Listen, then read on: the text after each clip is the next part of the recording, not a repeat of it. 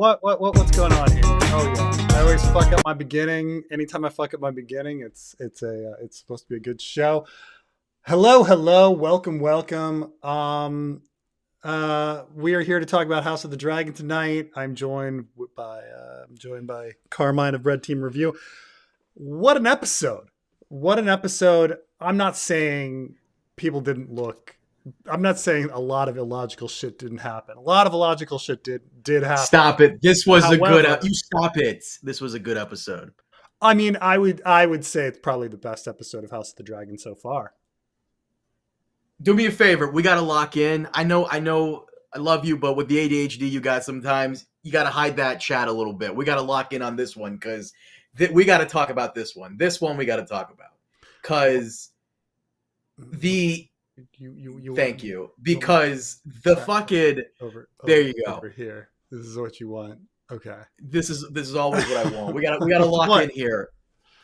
First off, the question everybody needs to ask right now is, were 4 fucking episodes a setup really necessary for this one? I like this episode. No. Really necessary. Here's the thing. It's like I liked episodes 3 to 7. I did. Well, maybe not 7, but 3 to 6. Me too. They were a slow burn. There was some very interesting dialogue.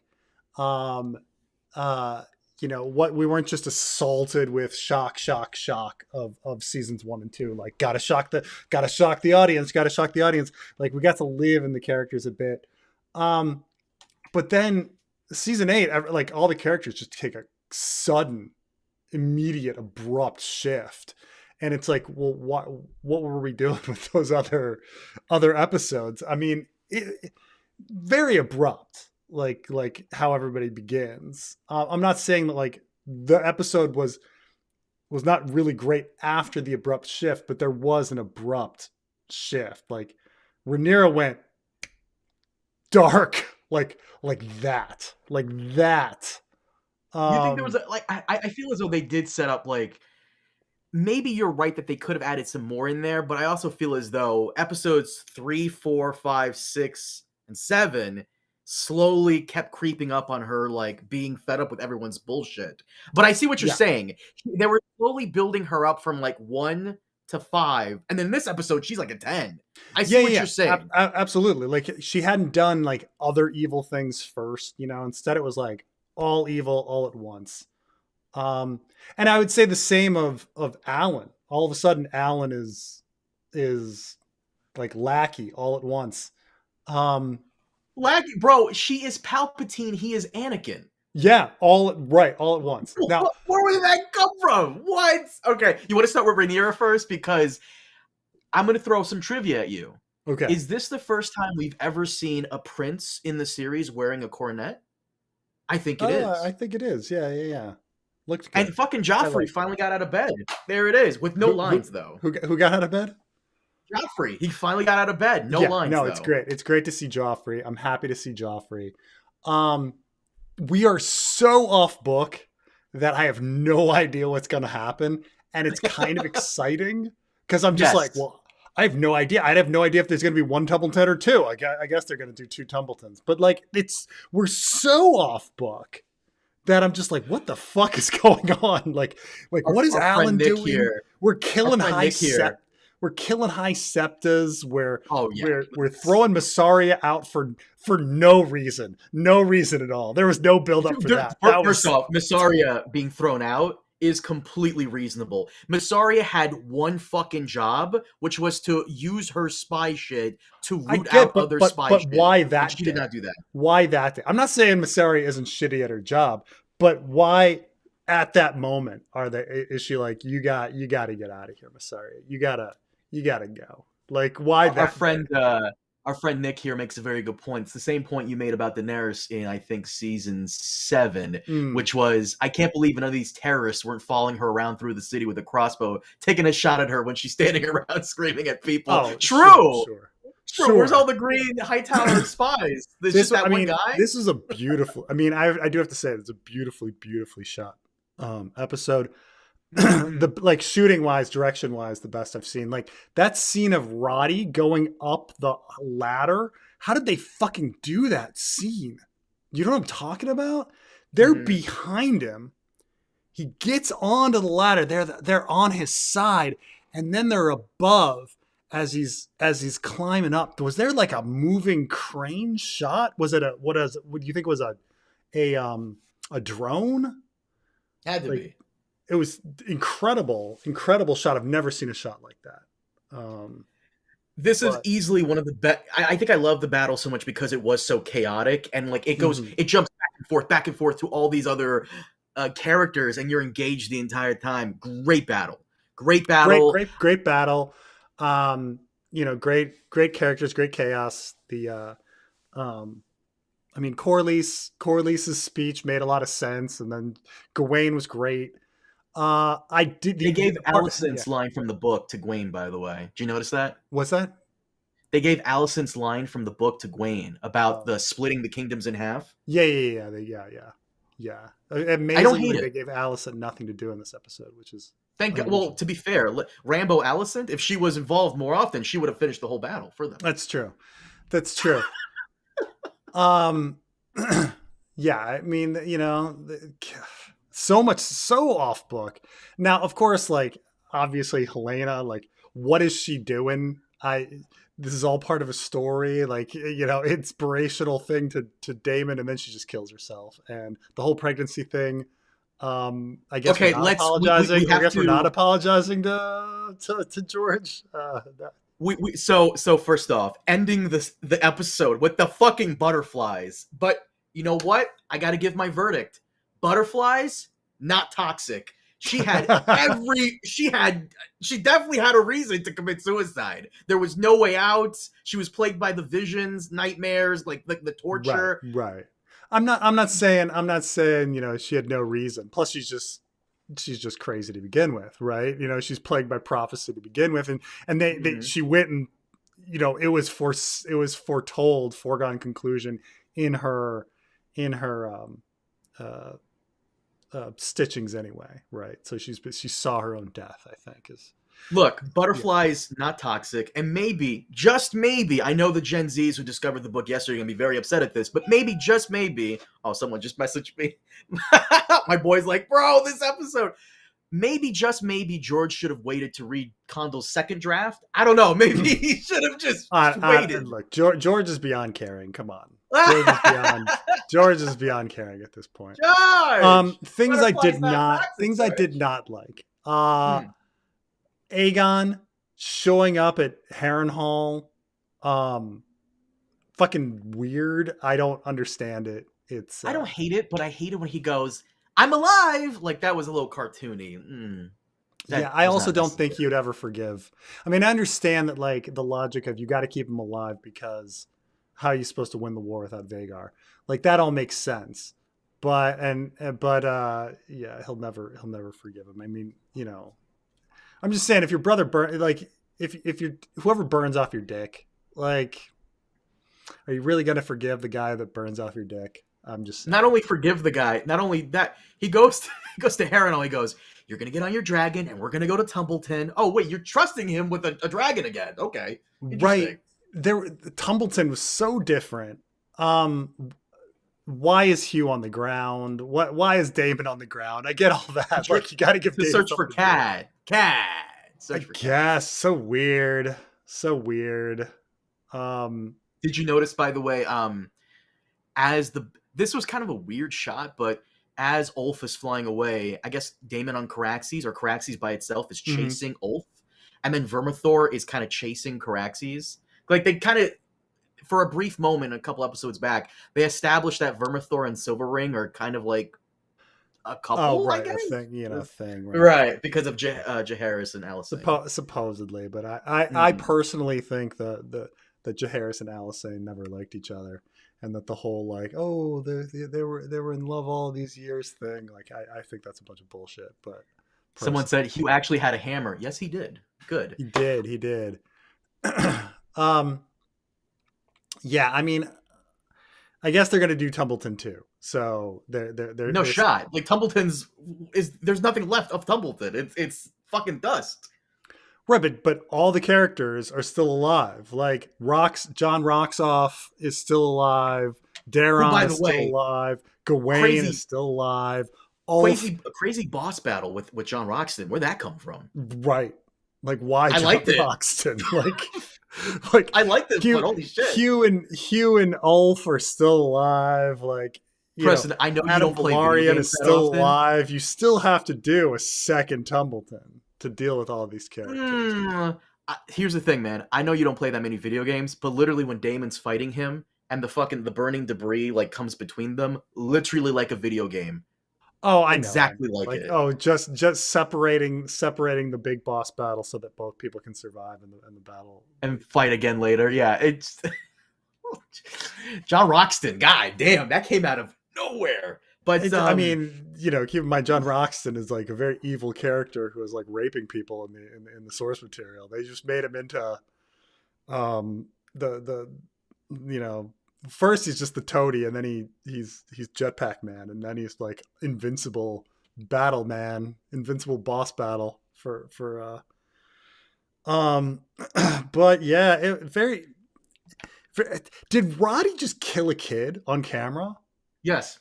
I was wondering That I think shocked the hell out of me. I was like, did Damon burn those two kids too? That were no, like well, in front of he was like reluctant. At the last moment I saw them jumping, but I'm not sure if they still died.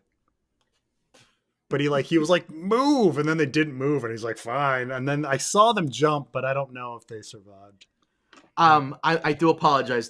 I've been shocked twice today in regards to TV. Roddy killing that kid, and spoiler for Batman Cape Crusader season 2, the Joker finally appears, and Batman throws his fucking batarang, and it misses, but then it comes around, and like these steel pipes fall on the Joker and fucking impale him. I was like, oh fuck, Batman's killing people? God, I've been caught off guard today twice now. It was such a random thing. He totally didn't need to do that either. He's just like, fuck it.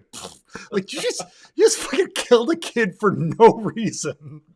So fucking weird on camera. Oh man, oh man, oh man. Oh, I can't wait till you fucking get to Raymond Shandamurti's super chat. But for the most part, I did enjoy the episode. The one thing the fandom needs to really grapple with now is, was 4 episodes of setup worth it for this one good one? And I really liked this one. It was just tense and like anxiety the entire time. Maybe not old school Game of Thrones, maybe later seasons of Thrones. No, I wouldn't still, say. I wouldn't even relate. I feel like this season is unlike Game of Thrones and unlike House of the Dragon season 1 and 2. It's something on its own right now, like in feel. Yeah. How it's directed, how it's paced, the conversations, like it's a very different show. Season 3, I mean, I think I like season 3 better than season 1 and season 2. I think I do. But it's just very different. Yeah. I almost feel like I know like Ormond dies at first Battle of Tumbleton, and so they killed him, but I kind of feel like Ormond was too good of a villain to kill off so quickly. It's too bad. What's up with the fucking one-liners in this episode? Specifically, Roddy going, "That's a proper fucking by the North." Yeah, he shoved his sword right up the guy's ass? Is that the idea? And he shoved up Ormond's ass, and some asshole was like rushing home to make that into a fucking t-shirt. Like for a fact that's gonna be a fucking t-shirt. But like Aegon with his whole like, I'm alive, like some of the one-liners are really lame. I don't understand the purpose of. I kind of don't like that they did this. Alice Rivers' backstory, so she's confirming that she's kind of an immortal witch. What's that about?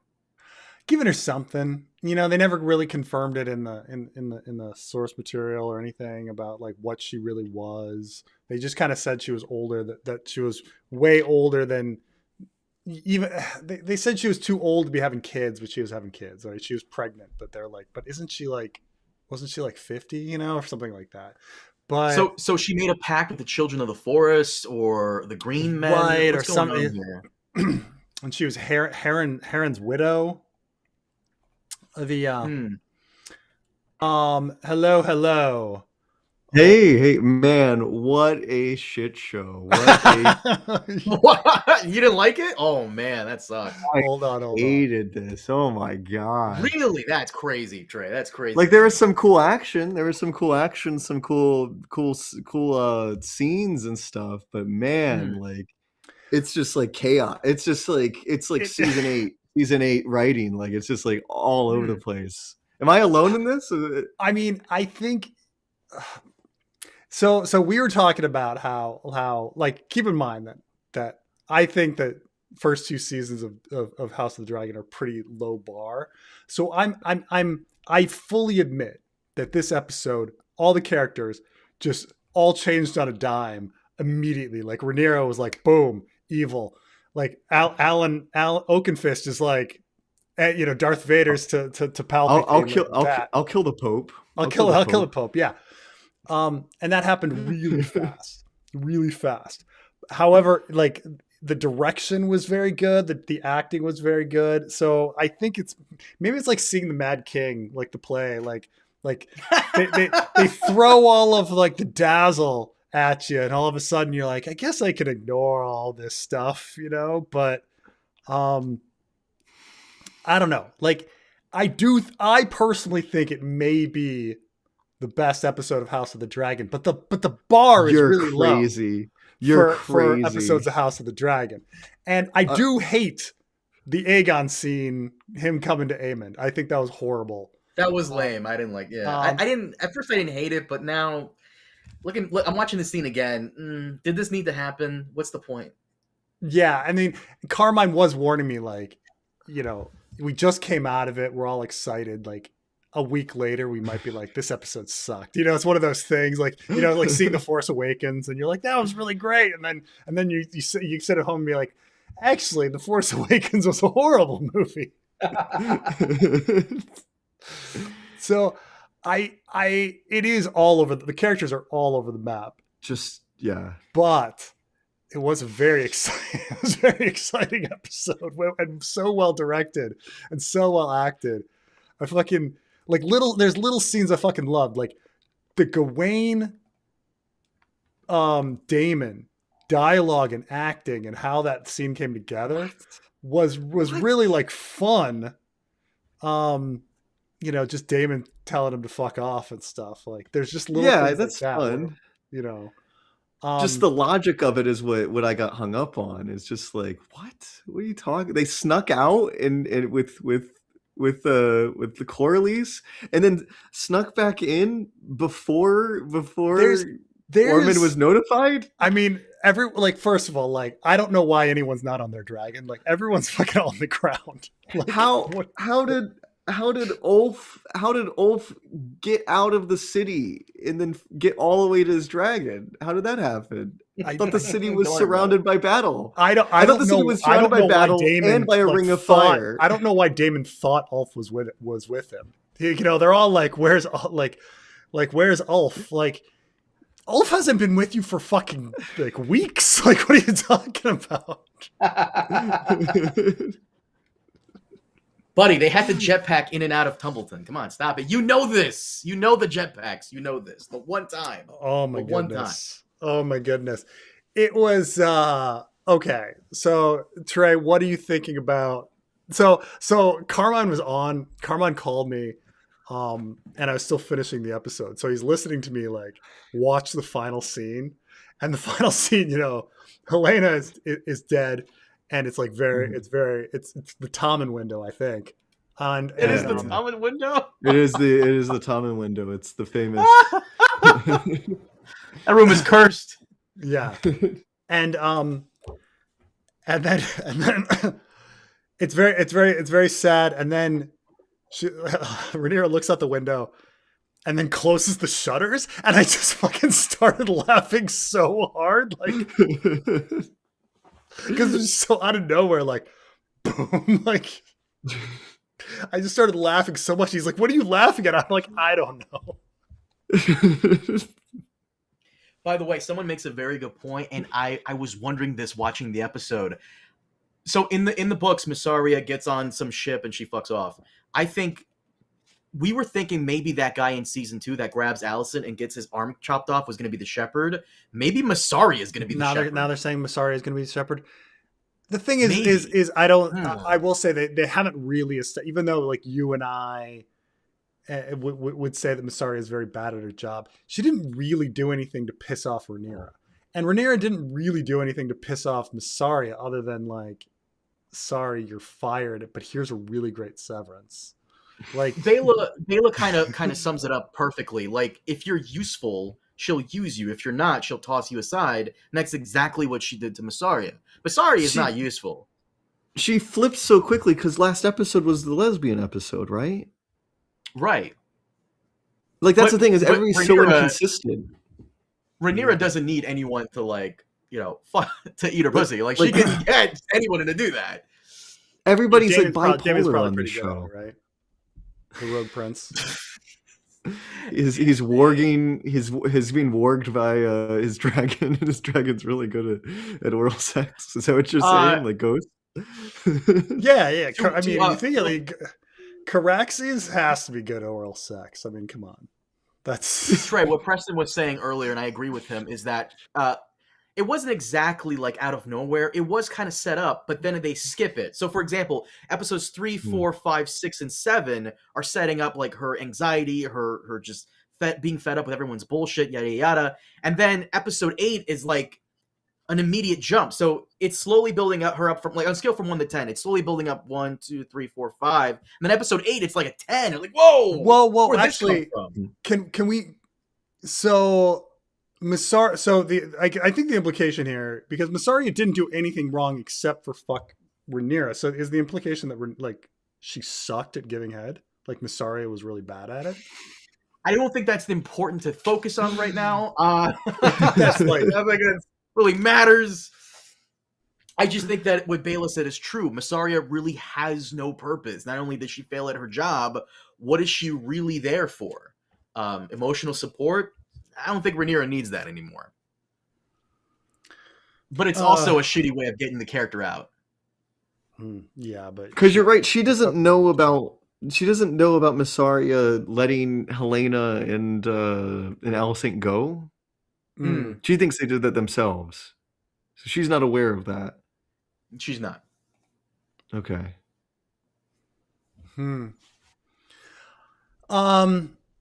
Let's see. Alice, she acted her butt off in her Heron's widow scene. I suppose that was that was good.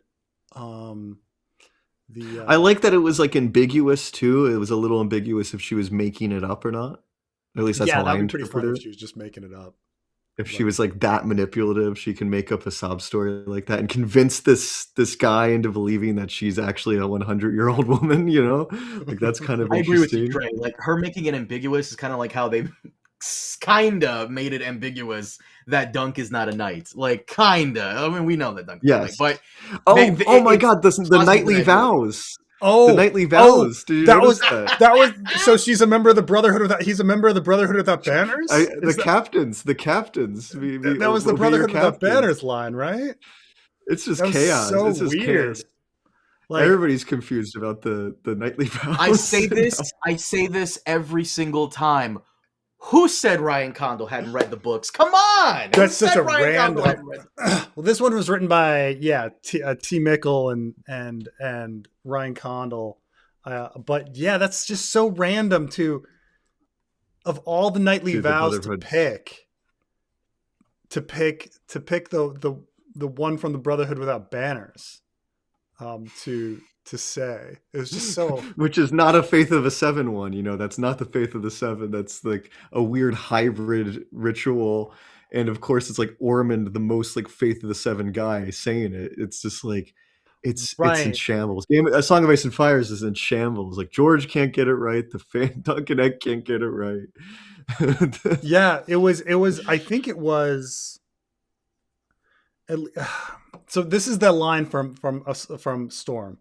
Gendry, do you swear before the eyes of gods and men to defend those who cannot defend themselves, to protect all women, to obey your captains, your liege lord, and your king, to fight bravely when needed to do so, and other tasks laid upon you, however hard and humble and dangerous they may be.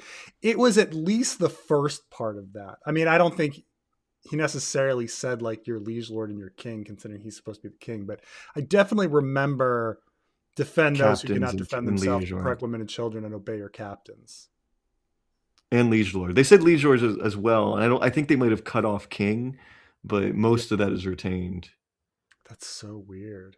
It's so weird. Like, it's just like somebody like did a search of Ice and Fire for Val or something. Or maybe like that. maybe they like found that they chat GPT'd it. They're like, write me a scene that has, and you got like AI slop for like combining the Brotherhood without banners, like, because like you could have just watched Dunk and Egg and just gotten the inconsistency is the weird part, that like we're jumping around, that we're going back, Knight's Oath is post dance. No, the Knight's Oath was written between a Game of Thrones and a Clash of Kings. It appears first in the Hedge Knight, which was written very, very early. It's the second thing that George wrote in the universe of Westeros. It's very, very Knight's Oath is very, very early.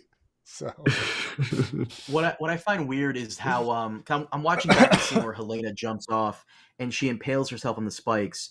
Like, they didn't show the actual area that she's impaled on, just like a close up of her spike. I feel so bad for the casual who are like, where do those spikes come from? Like, what are those things? I feel so bad for them. Like, they don't know that like they're like fucking spikes around the. I feel like there was some budget cuts in this episode, like the scenes of fighting on the streets of Tumbleton, and there's like 20 guys. There's 20 that's supposed to be like storming the streets, and it's like 20 guys. Like, I was like, Trey, all right. Before we move on, Helena, real quick.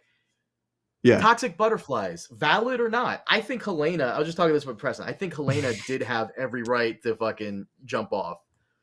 What do you think? Why even make her pregnant? I don't even why even make her pregnant. Was that to give her motivation of like, well, my kid is always just going to be a hostage, so I might as well I might as well. I think so. All right, then just or like her like. They have like remember she has like the vision of her in like the dragon pit trying to escape, and she's like kills a whole bunch of people on Dreamfire. So maybe that's maybe she's like, I don't want. It's either I'd be imprisoned or everybody's so inconsistent, their motivations. Right, because I mean, she goes from like being Daemon's spirit guide and being like at ease and like with like prophecy and where it's going, to then wanting to have a kid, and so much so that she refuses the moon tea, to then starving herself, which would have caused death to herself or damage to the kid, and then just killing herself, which obviously So Trey, what's the your same verdict? thing as the moon tea, really? True. So butterflies, toxic or not? Because I was saying how George probably should have waited for Condal's second draft. Maybe he probably should have waited. Those butterflies came out of those bushes. That's I choose to believe that was like an intentional fuck you. I hope I choose was to there believe butterflies? this. Was there literal butterflies flying out of? Yes. When Alice saying like it's like after Helena died, it's like her like sensing that her daughter has killed herself.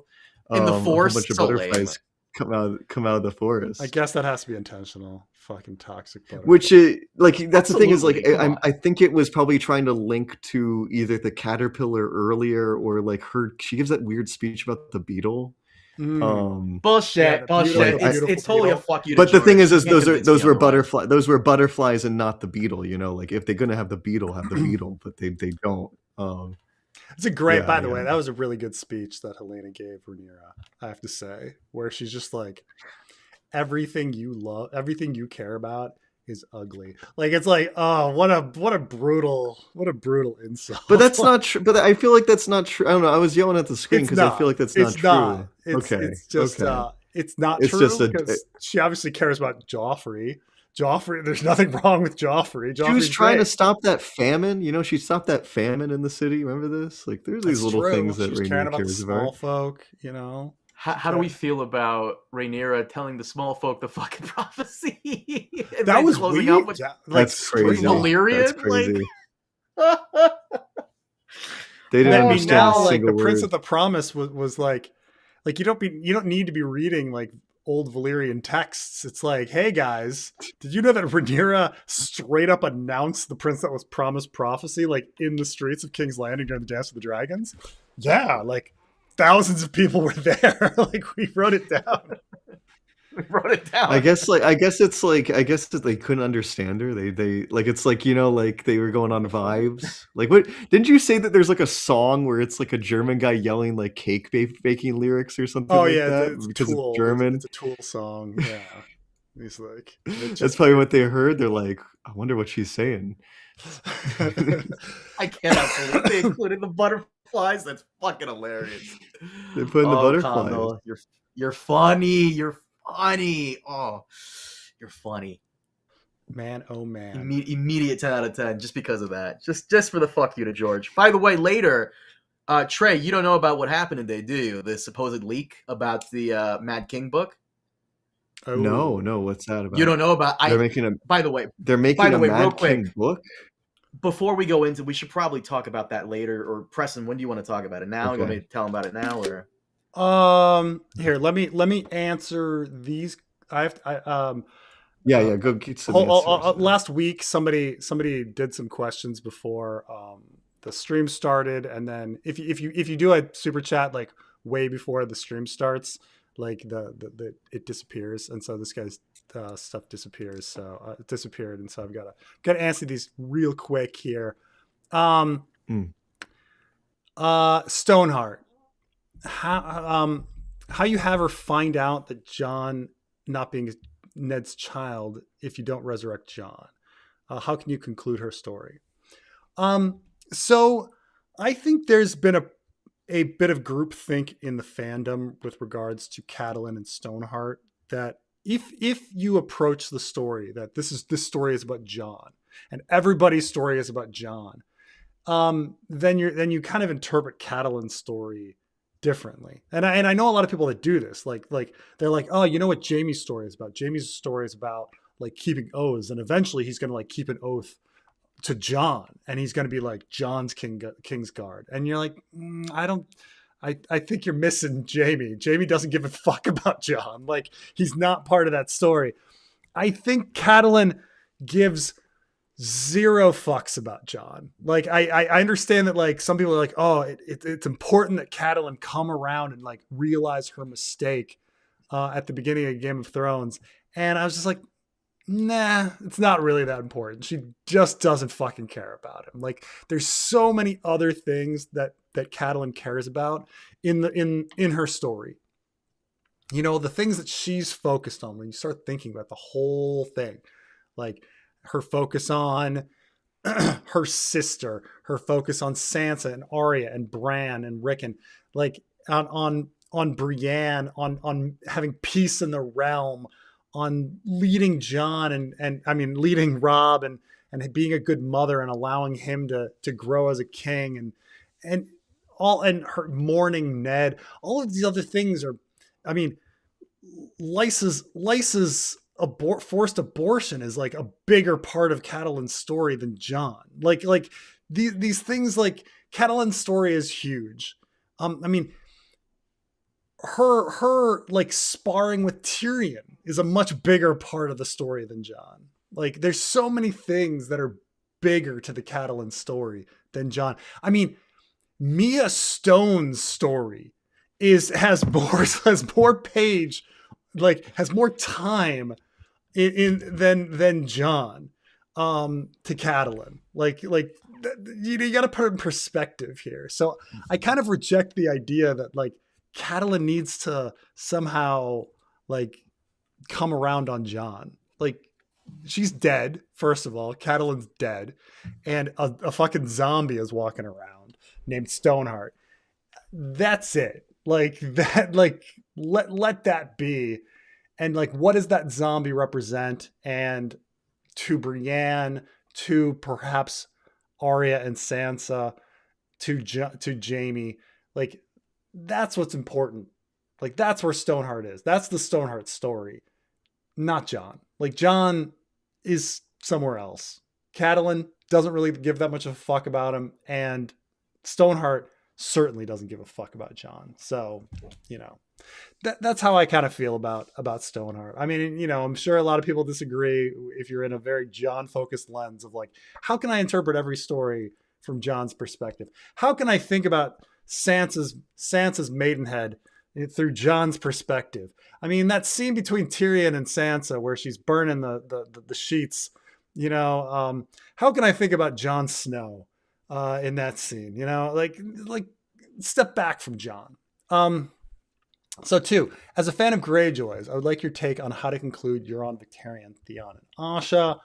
Well, I think that's the way I would conclude it, and where the fanfic is going is that you get to Asha, the Chekhov's gun in the Wayward Bride chapter, which, and maybe this was maybe George was planning a fake out or something, but in the Wayward Bride chapter, Asha is clearly thinking about calling another Kingsmoot, and she needs Theon to call another Kingsmoot. And so they need to call another Kingsmoot, and then those characters can all come together and have a face-off. A second Kingsmoot is how you do it. So that's where I see things going. But you need to have Aeron somehow find out that Theon is still alive, or Asha, or somebody call it. Like Asha's in no position to call a Kingsmoot right now, but Aeron, if he somehow finds out Theon's alive, he can call a second Kingsmoot, and then all of these characters have to fucking show up. Maybe Victarion with a dragon, and Euron, and think about how like fucking awesome that would be, I always felt like George put a lot of focus on Theon's mom missing him and wanting to see him, like and like Theon choosing not to see her, and so I always kind of felt like there needed to be like a reunion there too. Theon has to reunite with his mom and stuff. That would be interesting as well. Yeah, but my idea for the fanfic is to collapse all stories towards Harrenhal, and so I think that. My idea is, and keep in mind this is very early, but like my idea is that Aeron would discover that Theon is alive, and that he would call another Kingsmoot, and he would choose the location of Harren the Black's like seat for some reason. Like for some reason, I don't know why, but he would choose that the Kingsmoot has to happen at Harrenhal. For some reason, got to come up with a reason, but. And then all the characters can start collapsing on Harrenhal for the end of the story, If you follow the books, how many seasons of House of the Dragon can they have without Rhaenyra, or will HBO be scared? Fans be scared when fans will leave without her. I think so. In the source material, there is a solid 6 months between Rhaenyra's death and Aegon's death. I think they're going to try to shrink that down. They're going to condense that. Yeah, I think you're going to have Rhaenyra maybe die in the second to last episode. Speaking to which, that's something that I was disappointed with in this episode, is that Rhaenyra learns that Aegon's alive early, as opposed to like the shock. Now there's no that surprise. She's like, oh my god, you're alive. Shock there's no surprise at Dragonstone. Shocked that she shows up at Dragonstone and she's surprised. And even Sunfire being well enough that he's flying all around the kingdom rather than being this crippled dragon is also kind of weird. Right. So that's the thing, is there's so many changes now. The toxic butterflies are so crazy that I have no idea what's coming. Yeah. But I think, I think there's we got 8 episodes left of House of the Dragon. 8. So you got to start thinking like how much time we got. Okay. You got Second Tumbleton, you got Riot at King's Landing, God's Eye. You got God's Eye, you got Rhaenyra's death, you got Aegon's death, Hour of the Wolf or whatever. Like that's going to take up 5 of them. That means you got only 3 other filler episodes. It's nothing. It's just constant action on there. And that, they're trying to put God's Eye really late. Probably, push God's Eye to like the third to last episode, but with BND doing Never Before Numbers, doesn't that show Spidey is the GOAT hero and doesn't need the Avengers? Brand New Day. Oh yeah. Also, having seen it, Tom is the GOAT. Peter PP surely. I've not seen Brand New Day yet, but here's the thing: is from the beginning, Spider-Man was fucking Spider-Man. Like Avengers was always a B title. It was never an A title. I know people use S tiers or whatever. But I was talking like the A list. Okay, the A list was always Spider-Man, X-Men, Fantastic Four. Like those were the best selling comics.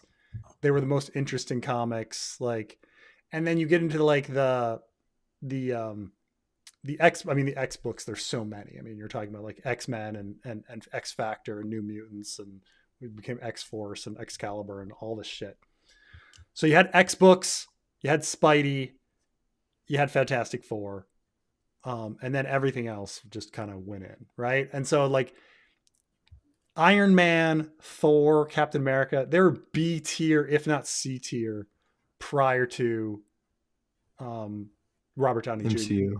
Prior to the age of Robert Downey Jr. Like no one gave a fuck about Iron Man. Like nobody. He was a B or C list, C tier like superhero. Spider-Man was always best-selling comic until X-Men took it over. I mean, there was a time where like during the 80s and early before the X-Men, where the best-selling titles were Amazing Spider-Man, Spectacular Spider-Man, Web of Spider-Man. That was it. Like that was like the bread and butter of Marvel Comics.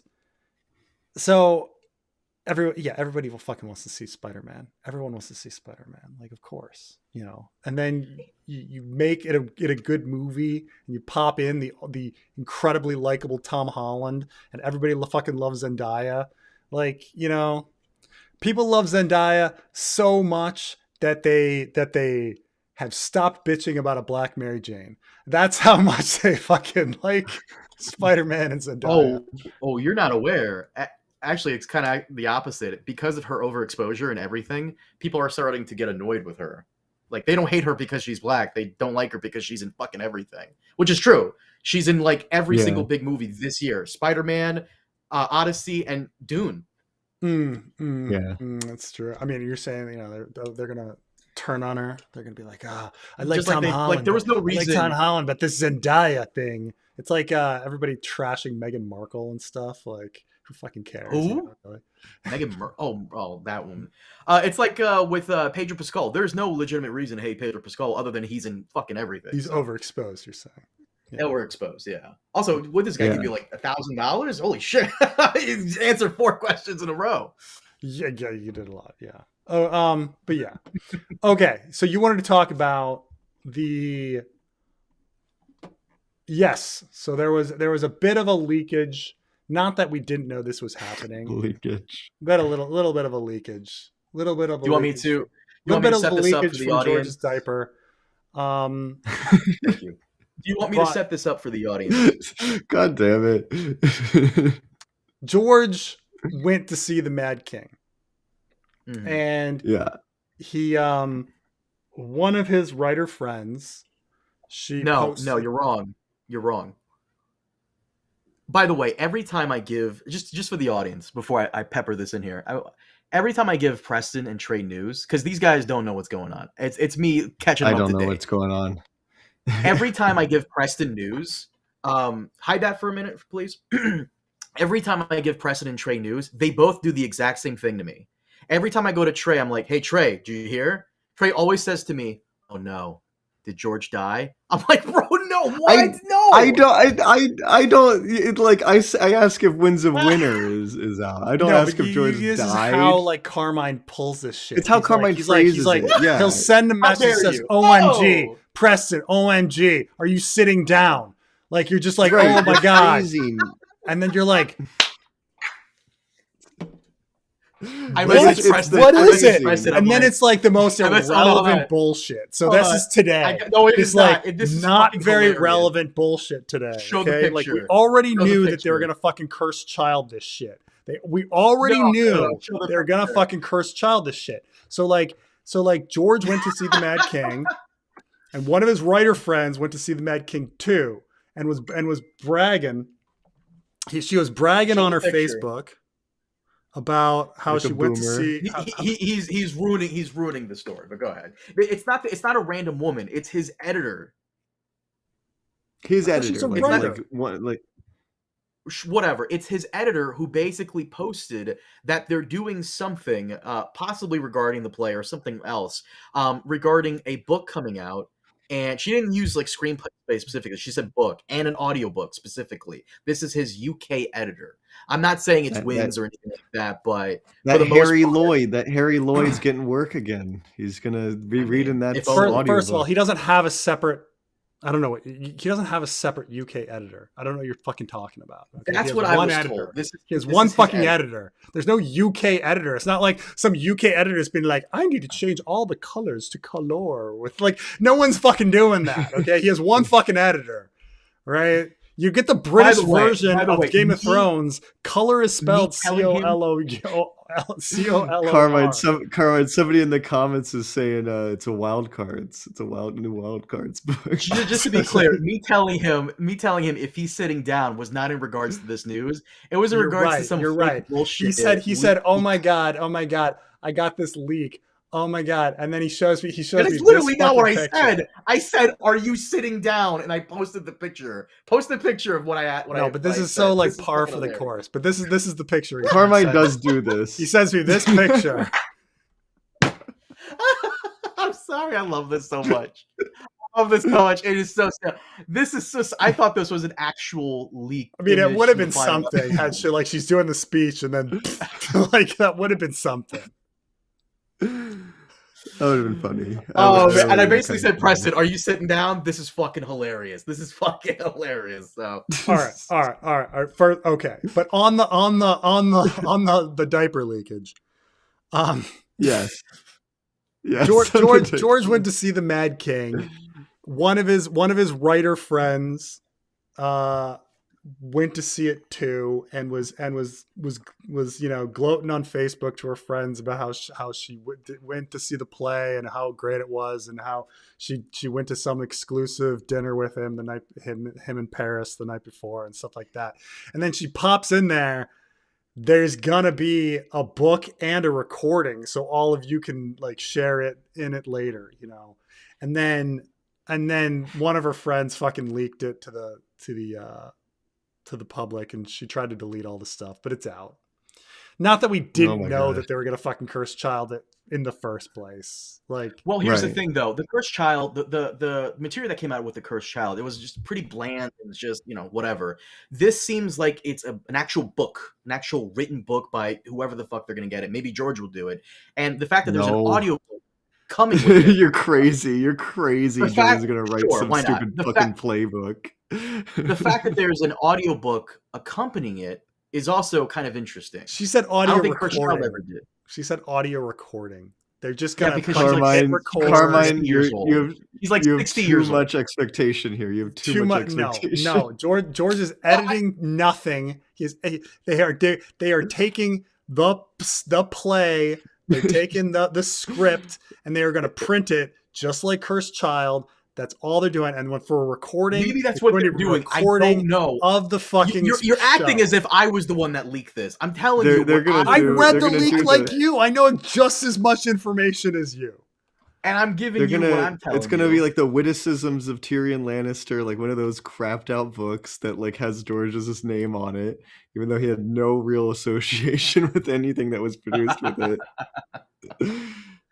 I'm a little afraid. I'm gonna be real with you guys. I'm a little afraid that George is gonna see this play and he's gonna be like, "Oh, that's a pretty cool idea. I'm gonna add it in there." And some of the ideas are fucking dog water. Like Catelyn naming Robb after Robert because Robert is the cause of like thousands of orphan children makes no fucking sense. That makes literally no sense. But who knows? George's checked out at this point. Like you're like he's gonna include that in something. In what? In what? I don't know.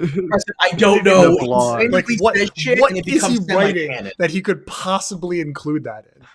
Bro, I have faith something will happen. I know you don't. It's the tale as old as time. Just leave it at that. Thank you for making that face.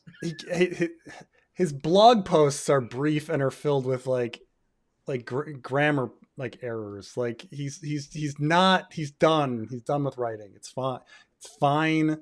He's got other shit to worry about. Let's just accept that. But a lot you less. I guess Carmine, you didn't see him on the stage at Comic-Con, right, last year? No, but I know several people who went and took pictures and whatnot. Some people were saying he looked frail. No, he was just he was just like I was there. Remember, I was there. He was just like wandering. Like he was like and I guess like maybe I don't know how much of this is just old age, but like he was like my grandpa, just telling like the same meandering stories, like I don't know what to think about George these days. We haven't talked about this then. What's this? Oh, the sad blog. The blog that Carmine got the blog that Carmine got canceled for. Oh my god, the fucking 17-year-olds, they're still trying. Right, what's today? Today's the 10th, the 9th. Right, so this came out Monday? 7 days ago. Yeah. Am I doing my math right? Monday. Okay. Monday, yeah. Better late than never. Remember me? It's been a while, I know. My last blog post went up here on February 19th. The posts that came after were made by my mighty minions. I'm lucky enough to have a great staff of assistants, though even with their help, I kept falling further and further behind.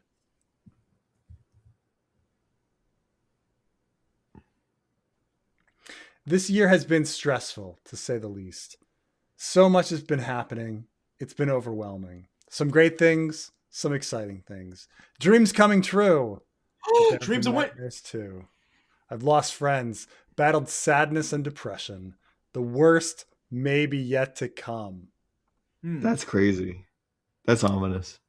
I turned 77 last September, and I tell you, getting old is no fun. But there have been amazing times as well. I suppose that's just life. Of course, I knew that. If you've read my stories, you know that. So much to post about. I'll try to catch up some, and my minions will help, but my posts are likely to be short and rushed. Okay. One highlight you may already know, Emmy finalists for 2026 have been announced, and the Night of the Seven Kingdoms have 9 nominations. Yes, 9, not damn.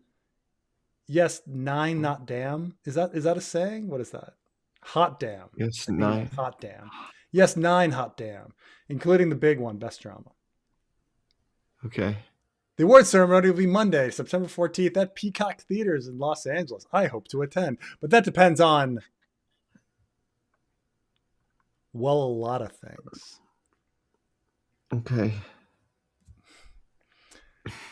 I'm proud of our team, and I hope we take home a few statues, but I will confess that I was hoping we'd get a few of the acting nominations as well, but there's always next year.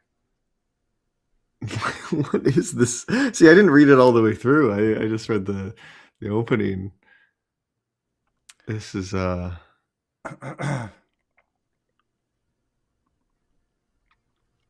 Yep.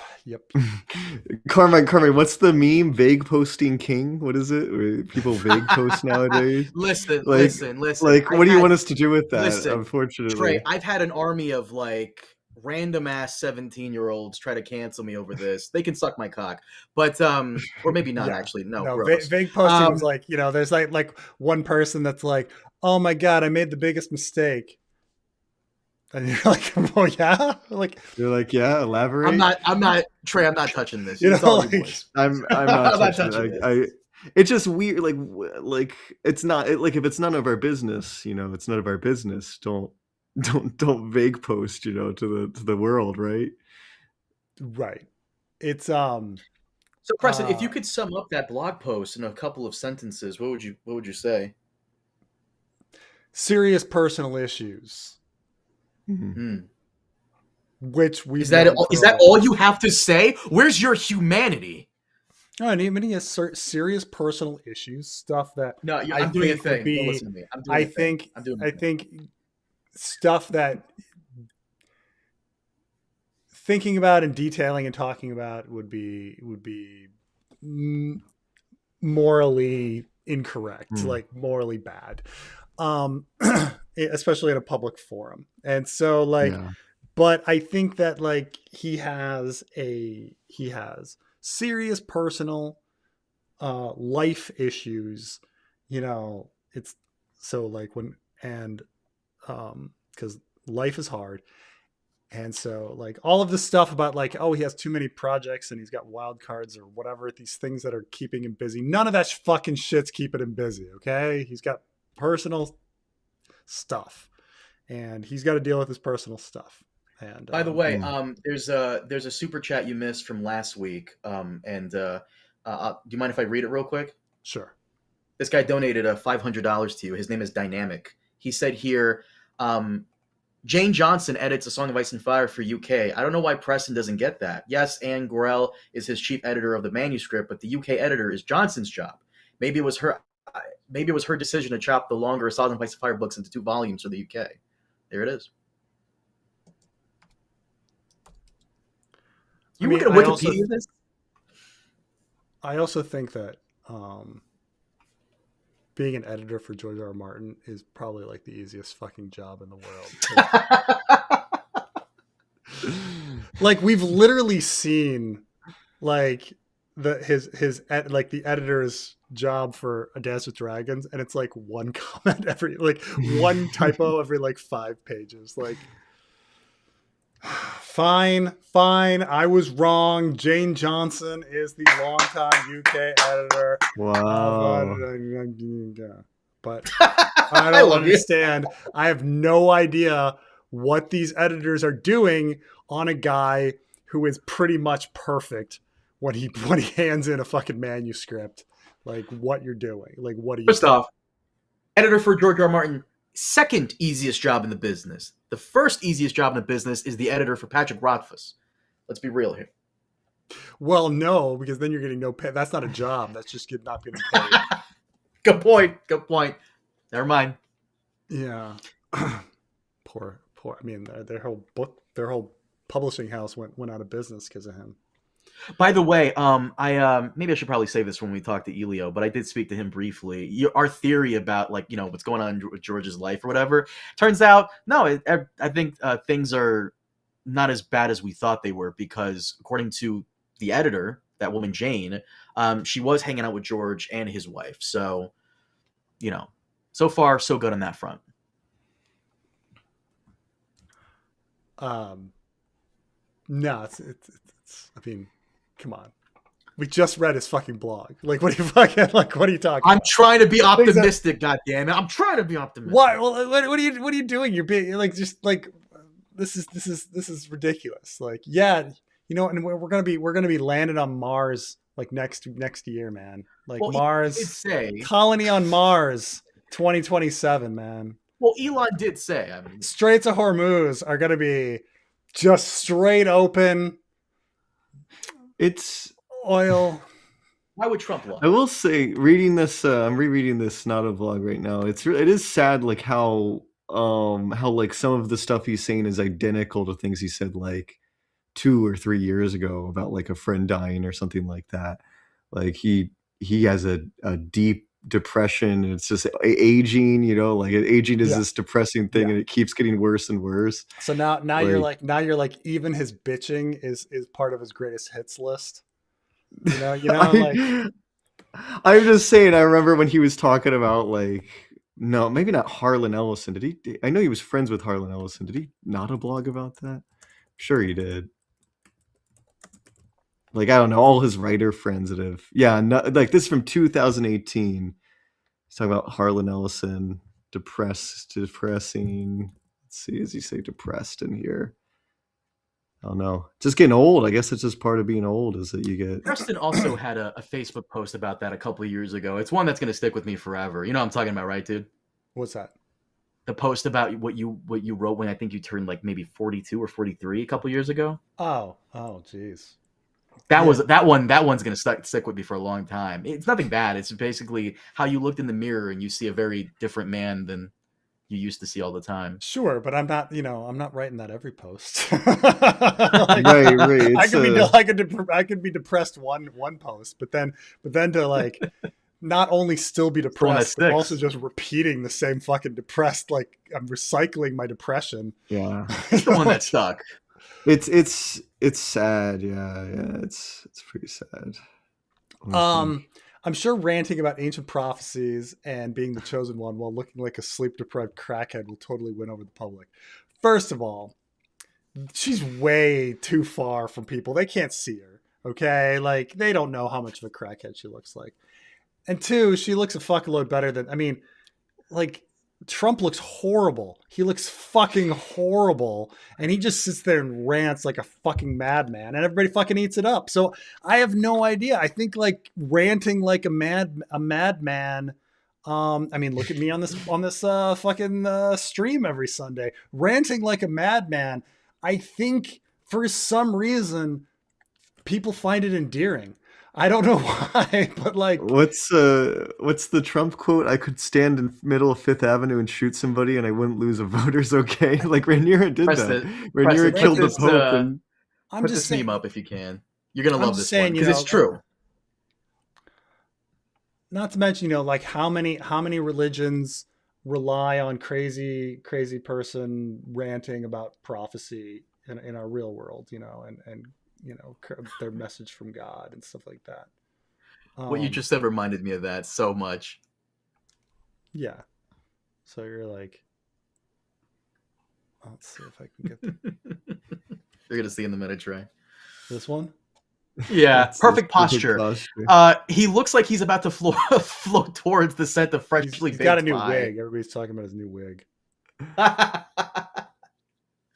I love it. But yeah, for some reason, ranting like a madman, like gets you whatever. Have they showed all those pictures of the Heaven's Gate guys with the Applegate.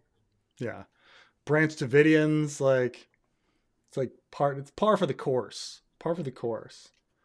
Was that the same window that Tommen jumped out of? Yeah. Let me clear. Tommen death. Let me just make sure it's the same exact window. Absolutely. I know. Window. It's part of the. Let's see. I guess we don't get a zoom out, so we don't get to see if it was the exact same window, but it probably was. That means Tommen also got impaled on spikes. Is that the? You know what? Maybe. So. Yeah. I think so. Yeah. Did we see Tommen's body afterwards? They can. Oh yeah. I'm looking at it, and you're right that she had a view of the Great Sept, and in this, Tommen's looking, and the Great Sept's on fire, destruct. Yeah, so it is the same exact window, like same exact spot. There's the Grand Sept and the Sept of Baelor. Oh. And so I think that at some point the Grand Sept needs to burn down, which is a show only thing. Preston, they're not gonna.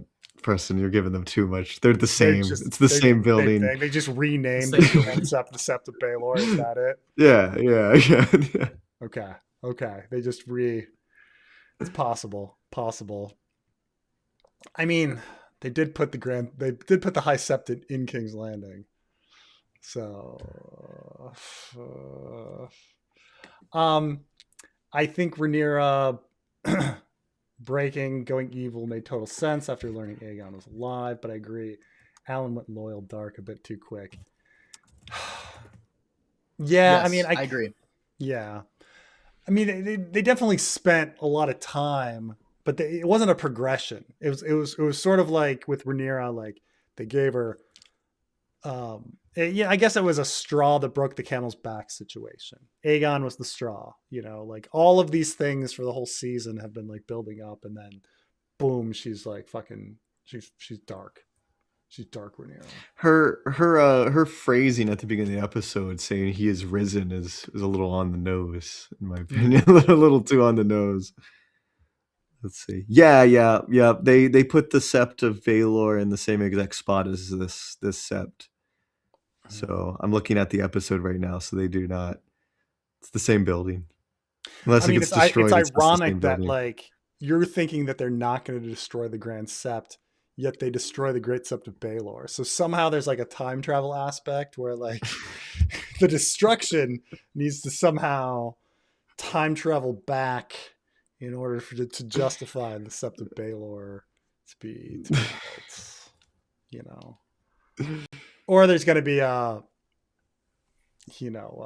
it rhymes kind of moment, where it burns or whatever. Somebody's saying Tommen's window faces the Sept. Doesn't Helena's face the dragon pit? Let me look at the dragon pit. It looks like the Sept. Dragon pit. Maybe it's on the other side. House of the Dragon. Is the dragon pit the one with the... I don't think... It's not the dragon pit. No, I'm looking back at the episode. She's not facing the dragon pit. She's facing the Sept. Yeah. So the scene with the ladder was 2 shots stitched together, and there was a pan up the wall. They hid the cut, so it was 2 crane shots. I mean, it was beautifully done. I mean, I imagine like something with like the ladder itself or something, or a soldier or something. What like the North We're guy talking about Roddy climbing the ladder and how that was cool. Following him, and then it goes up the ladder and Seamless. then shows him getting over. It's an incredible shot. Yeah. No, like that's the thing is the action. Some of the action was really great. Some of the cinematography of it was really great. My problem is with like the logic of what's going on. Of people like too many people in the show are able to sneak past guards and sneak out and sneak back in really quickly or really slowly. Really like the fact that like the walls the south wall, and you're like, what's your fucking job, guy at on the parapets? Like, how did you not see an army coming up? Like the walls have been breached.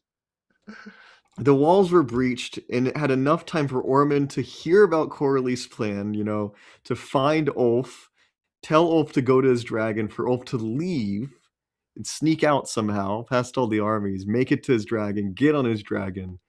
Like the timeline, I don't know. You're right that it's a long hike to the fucking dragon. I mean, the hike to the dragon would be like 30 minutes, right? Like just getting out of the city. That is a long hike. And poor guy. He was like, poor messenger guy. Why are you killing that poor messenger guy? What did that guy do? What's it like? Why even like waste the time? Just be like, bye messenger guy. But so there, poor guy. Butterflies. What the fuck did Rhaenyra do that? Why did she do that, by the way? She is dumb as fuck, or is it the writers? Like what was her thought of killing the Pope? Like, what's that about? Well, she was just like done with defiance, and it adds to the riot stuff. Like she needs to be the enemy of the people by the time the riots happen, and the shepherd being that guy, if it's Missaria or if it's going to be the guy from season 2, it has to add to the craziness. It has to add to the level of vitriol against her. That's how was she able to walk home?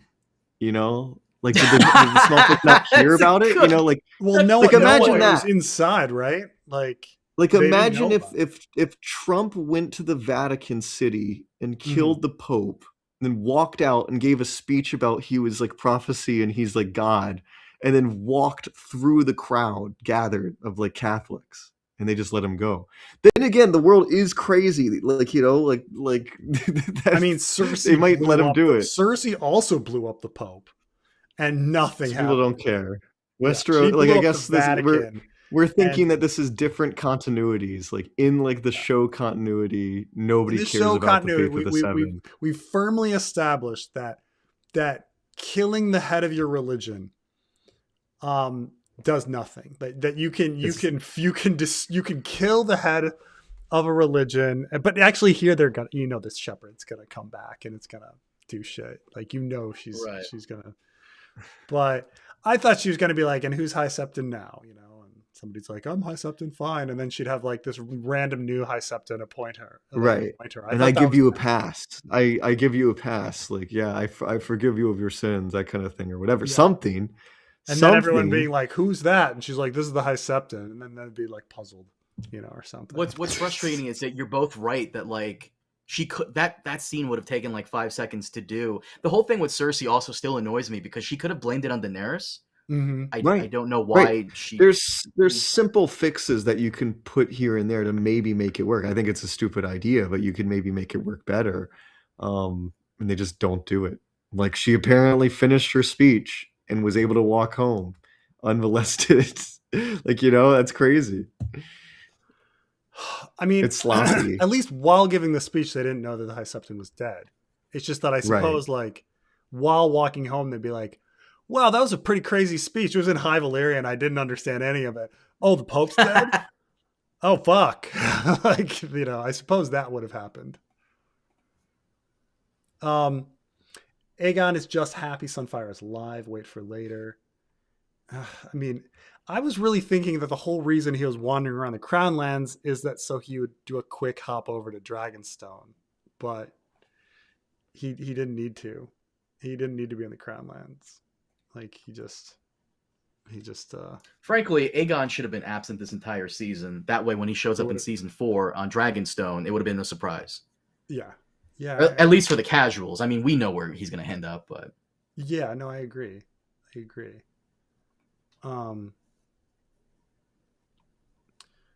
But the TV. Trey, for a fact that like season 4 will begin with like the city, the people of the city seeing Helena's body and then freaking the fuck out. For a fact that's gonna go down. But like, yeah, people are saying like, but people are gonna they're like, people are gonna rebel against her after this. But like, how is there not rebellion like that day? Like, how are people not rebelling like the day that she killed the Pope? Why is there the day is not over? So it seemed like it was almost over. Like, I guess season 4 is going to resume like seconds after. Is that maybe? Or this one did. There better be. If in 5 years time, in 2023 or 2030 or whatever the next season of this comes out, 2028. We'll see. 2028. We'll see. If they. I will apologize for complaining about this so much. But if not, I just know they're writing sloppy, and they just, nobody has political consequences. Like, political consequences happen sometimes and don't happen other times. It's been consistent, so we will see. I don't even know. I think sometimes political consequences come out of nowhere, and then the ones that they set up are just never dealt with. But yeah. How do you kill the Pope? What was the point of Alicent going to visit Aemon? Like, Aemon, what was that about? She was supposed to try to poison Alicent. Nothing happened. He got sick, and then Alice saved him again. We didn't even really, just like that. She could whip him up real quick. She's been alive for this like whole what, season, 200 years? This whole season is just nothing. Just killing time. Time. Trey, please don't go on Twitter right now and tell people this could have been an email. I can't handle that again. I can't. I think this can be an email. I will say fundamentally though, most of the problems of House of the Dragon boil down to they need to find shit for Alice for actors to do for Rhaenyra, Daemon, and Alicent to do. Alicent to do. They have to invent shit like episode to episode for them to do. Because almost everything people hate is usually like an invented second thing. Like Rhaenyra fucking killing the High Septon, right? Not from the book, Right. Alicent going to try Alice to poison her son. Busy work. Alicent busy work, where she fast travels to Aemond and then leaves, and then fast travels back. Like, just Did I don't know. you see at the could've- very end? could've She like edited that I guess out. she hired Could've a bunch of edited it like out. mercenaries. Where was the butterfly bush? Was the butterfly bush? It's at the very end, right outside King's Yeah, Landing. with Right outside King's those Landing. random And guys. she hired a Yeah, bunch you're right, of Carmine. Hired some random she guys hired a off bunch the of street, I cell guess. swords, right, to like escort her back. Like I was wondering, like They is she gonna didn't. go They didn't back? like rob her and rape her. No, of course not. Sometimes we Very nice explain guy. things, sometimes we don't. Sometimes we. How did Aegon find Aemond? I don't know.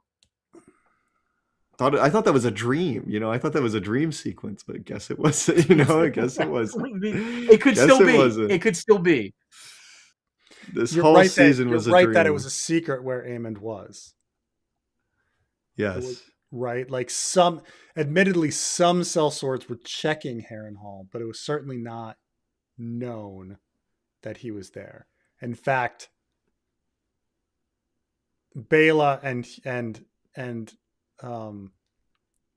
Adam have been searching for him all fucking season, and haven't.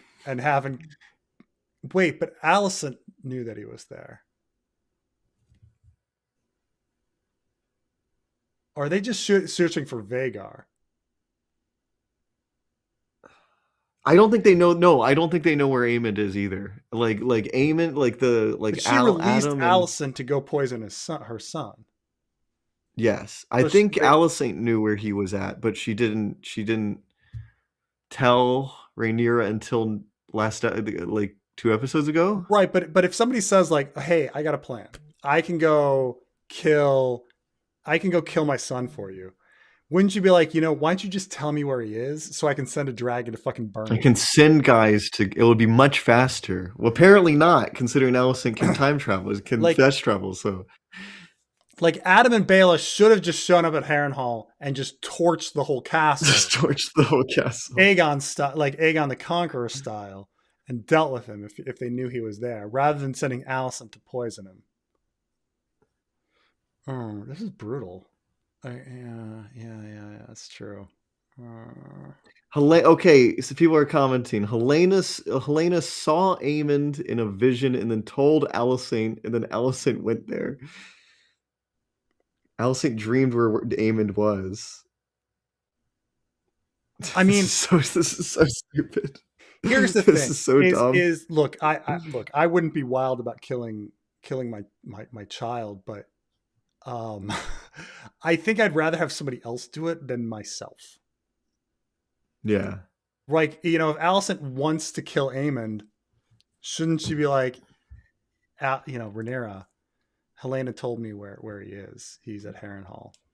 And she'd be like, oh, thanks. Baela, Adam, go burn that shit down. People are saying they're looking for Vhagar. I think they're looking for Vhagar and Aemond. I think they're doing both. But you kill. That's the easier target. Killing Aemond. That's the easier solves target. the problem. Yeah. Nullifies Vhagar. They were looking for Vhagar in order to. They were looking for Vhagar in order to find Aemond, and the Dragon Riders didn't see his dragon, so they kept riding. That doesn't address what we're talking about, Yeah, the thing is that Alicent if Alicent was on board with killing Aemond, and all evidence shows that she was, because she fucking actually poisoned him with she did it. She was on board. She should have just told Rhaenyra Aemond's at Harrenhal. Okay, here we go. Somebody, we're getting all the apologetics here. We're getting I think this is religious apologetics. Rhaena sent Alicent because any other method would, quote, cause Aemond to run. Would he have time to run if a dragon just fucking showed up at his door? Dragon shows up and you're just burning the whole fucking place down? I don't understand. This is some Vince. I guess the idea is that Harrenhal is so big. Some apologetics. Harrenhal is so big that the only dragon able to completely destroy it would be Balerion, and everyone else's dragon available is not that big. But I think it's funny that rando sellsword was smart enough to figure out that Aemond was hiding at Harrenhal, but Baela and Adam didn't. They never tried it. They're never like, hey, you know what? Maybe we should try Harrenhal. But their job was not to really find Aemon. Wasn't it to find Vhagar? Wasn't that their job? Is the spot where Vhagar was? See, now I'm just siding with Rhaenyra. Like, Rhaenyra's people around her suck. Okay, like Baela's like, you only like people that are useful to you. Yeah, what am I supposed to like, useless people? Because you're fucking useless, Baela. You're fucking useless. Like, now I'm just liking Rhaenyra. Like, okay, what is the okay? To get back to the original point, what is the how did Aegon find Aemond? Like, what is the? Do we have an explanation at all? It just he knew. The only explanation here. The only explanation in the same way that Celsius figured it out. Like, what's the most logical place for Aemon to be hiding? Oh, Harrenhal. Okay. No, because Rhaenyra put the call out to everybody in the earlier episodes to go hunt Aemon, who may be in Harrenhal. So everyone who wants money or a lordship is going there. It's why didn't Baela and Adam? Because their job was to hunt for Vhagar.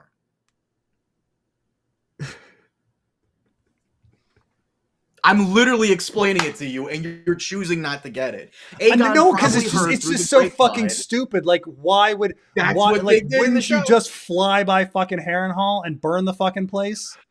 Like, to be sure. Nobody lives in Harrenhal. Apparently, there's no other servants or anything. It relies on Baela and Adam to be so like into their job. Like, well, this is my job. He didn't ask me to do anything else. He didn't. I'm only supposed to find Vhagar. Like, what robot idiot would do that? Hear the news. What robot? We have confirmation that Aegon did hear the news. He did know where Aemon was. He heard the news about it. What news? What news? What news are people talking about? Aemon was at Harrenhal. Who told him this? At Harrenhal, they would have sent dragons to fucking burn him. Sorry, Carmine, what do you say? So, okay, the news that Alicent was going to Harrenhal to kill her son got out and reached Aegon, and that's why Aegon went to Harrenhal? Is that what you're saying? No, Alicent was sent to Harrenhal by Rhaenyra to take him out. Secret mission. However, but somebody said that was from Helena's vision.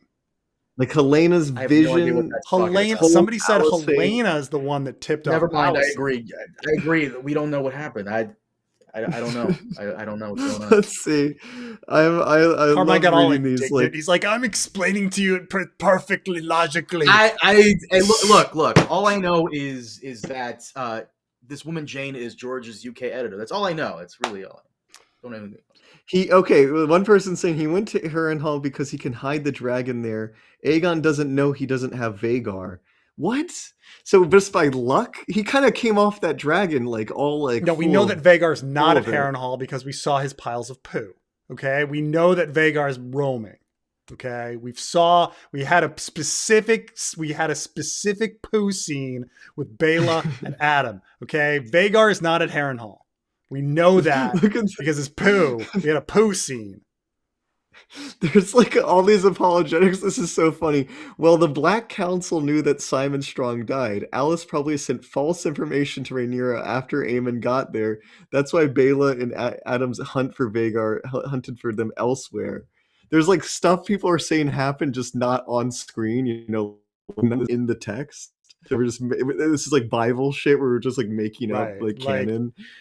The Nephilim, they grabbed the side of the ark. They grabbed the ark. They were on the side. On. The Nephilim were on the side of the ark, and that's how the giants survived.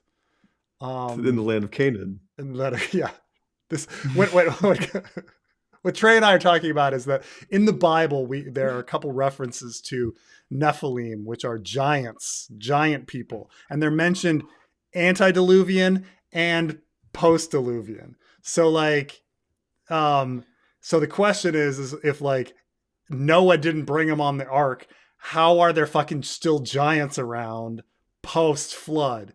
And so there was literally apologists for years are well, the giants grabbed on the side of the ark in order to survive. This is how desperate people were to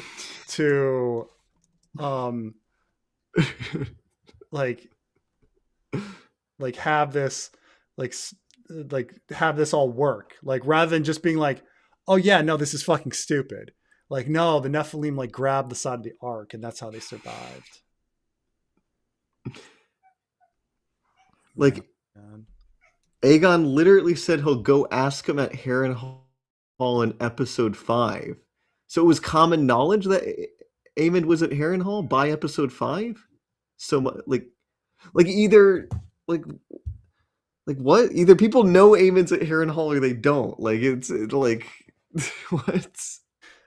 Yeah, you're right. This person's right. This person's right. I do remember that scene where Aegon is talking about how I'll go to Harrenhal and ask him. But how does he know that Aemond's at Harrenhal? He shouldn't know that information yet. Okay, like I think it's like a mistake.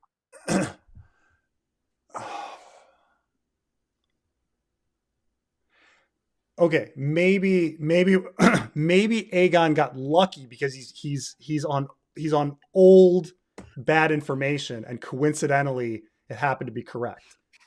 So no, hear me out, because when Aegon fled, wasn't the plan for Criston Cole to march on Harrenhal with Aegon?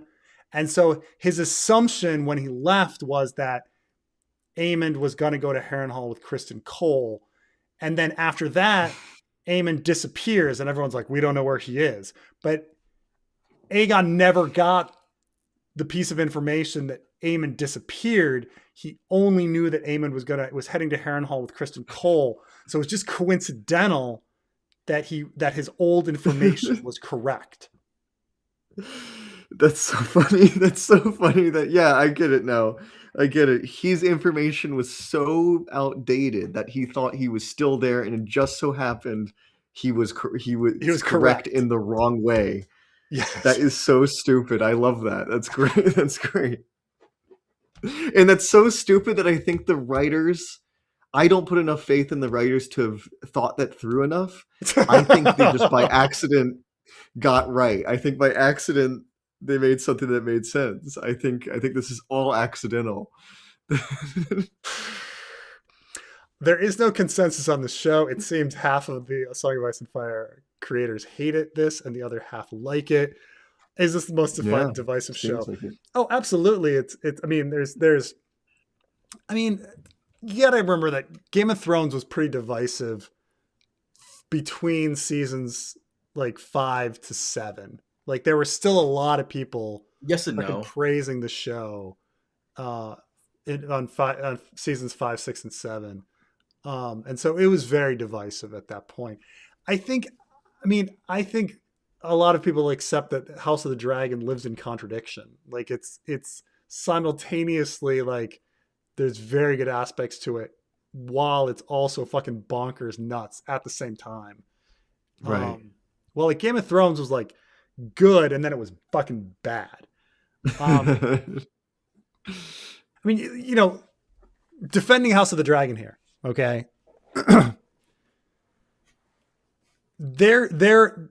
Remember those later seasons of Game of Thrones where everyone's just sitting around with nothing to say and they're just staring at each other, and how many like just nothing scenes happened where you're like, all these people have a million things to talk about and they're just going to sit there and do nothing.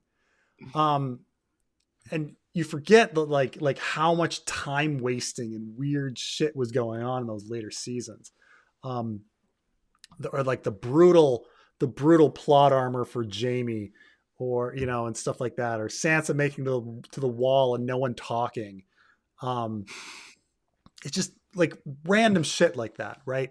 And so, and even though in this episode Ormond gets a knife up the ass, there was just a lot more just random dick jokes and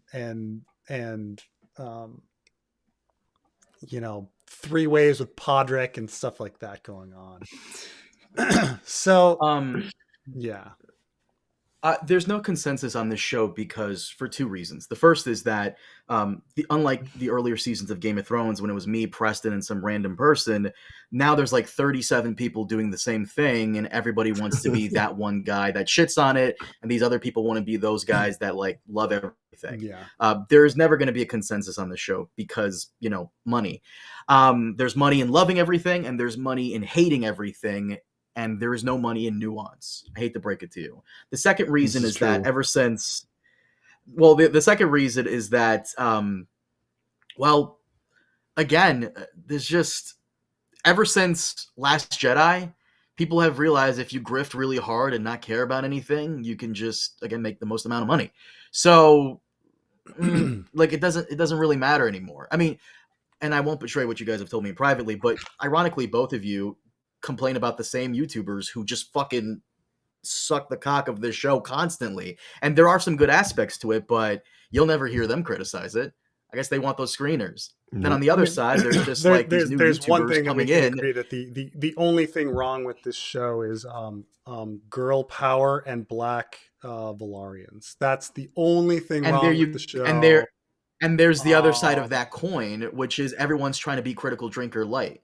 Like, there's an actual channel with Critical I'm not going to give that piece of shit any promotion, but there's an actual guy literally trying to be the Diet Coke version of Critical Drinker for Game of Thrones. And all the dude ever does is hate every single fucking thing. I just said how the Toxic Butterflies thing was a funny scene, and one kid just now goes, "Can you fuck off Condal's dick?" I can't like one scene, even there's a lot to like in this episode. There's a lot to like in this episode. Like I say, I think Absolutely. It might be my favorite episode of House of the Dragon. Even though, I mean, Trey's like, how dare you? But it's like, you forget how fucking bad House of the Dragon is. Maybe season 2 episode 2. It was better. It was season 2 episode 2 might be my favorite. It's better than Viserys going up that throne with his like little mask. That was a very good episode. Yeah, but this is a sloppy. I feel like this episode's there's so a lot sloppy. in that episode that it's stupid.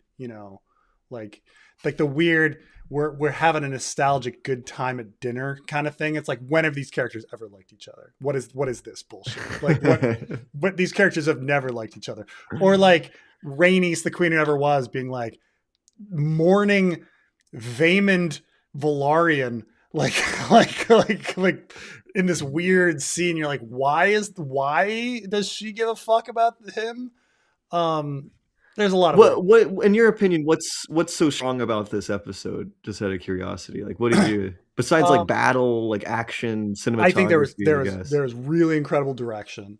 I think there's a few scenes with very good acting that, and I think perhaps I'm drunk on the idea that it's the first time I'm watching an episode and it's so off book where I'm just like, I have no idea what's going to happen. Like, any character could die, any character could live.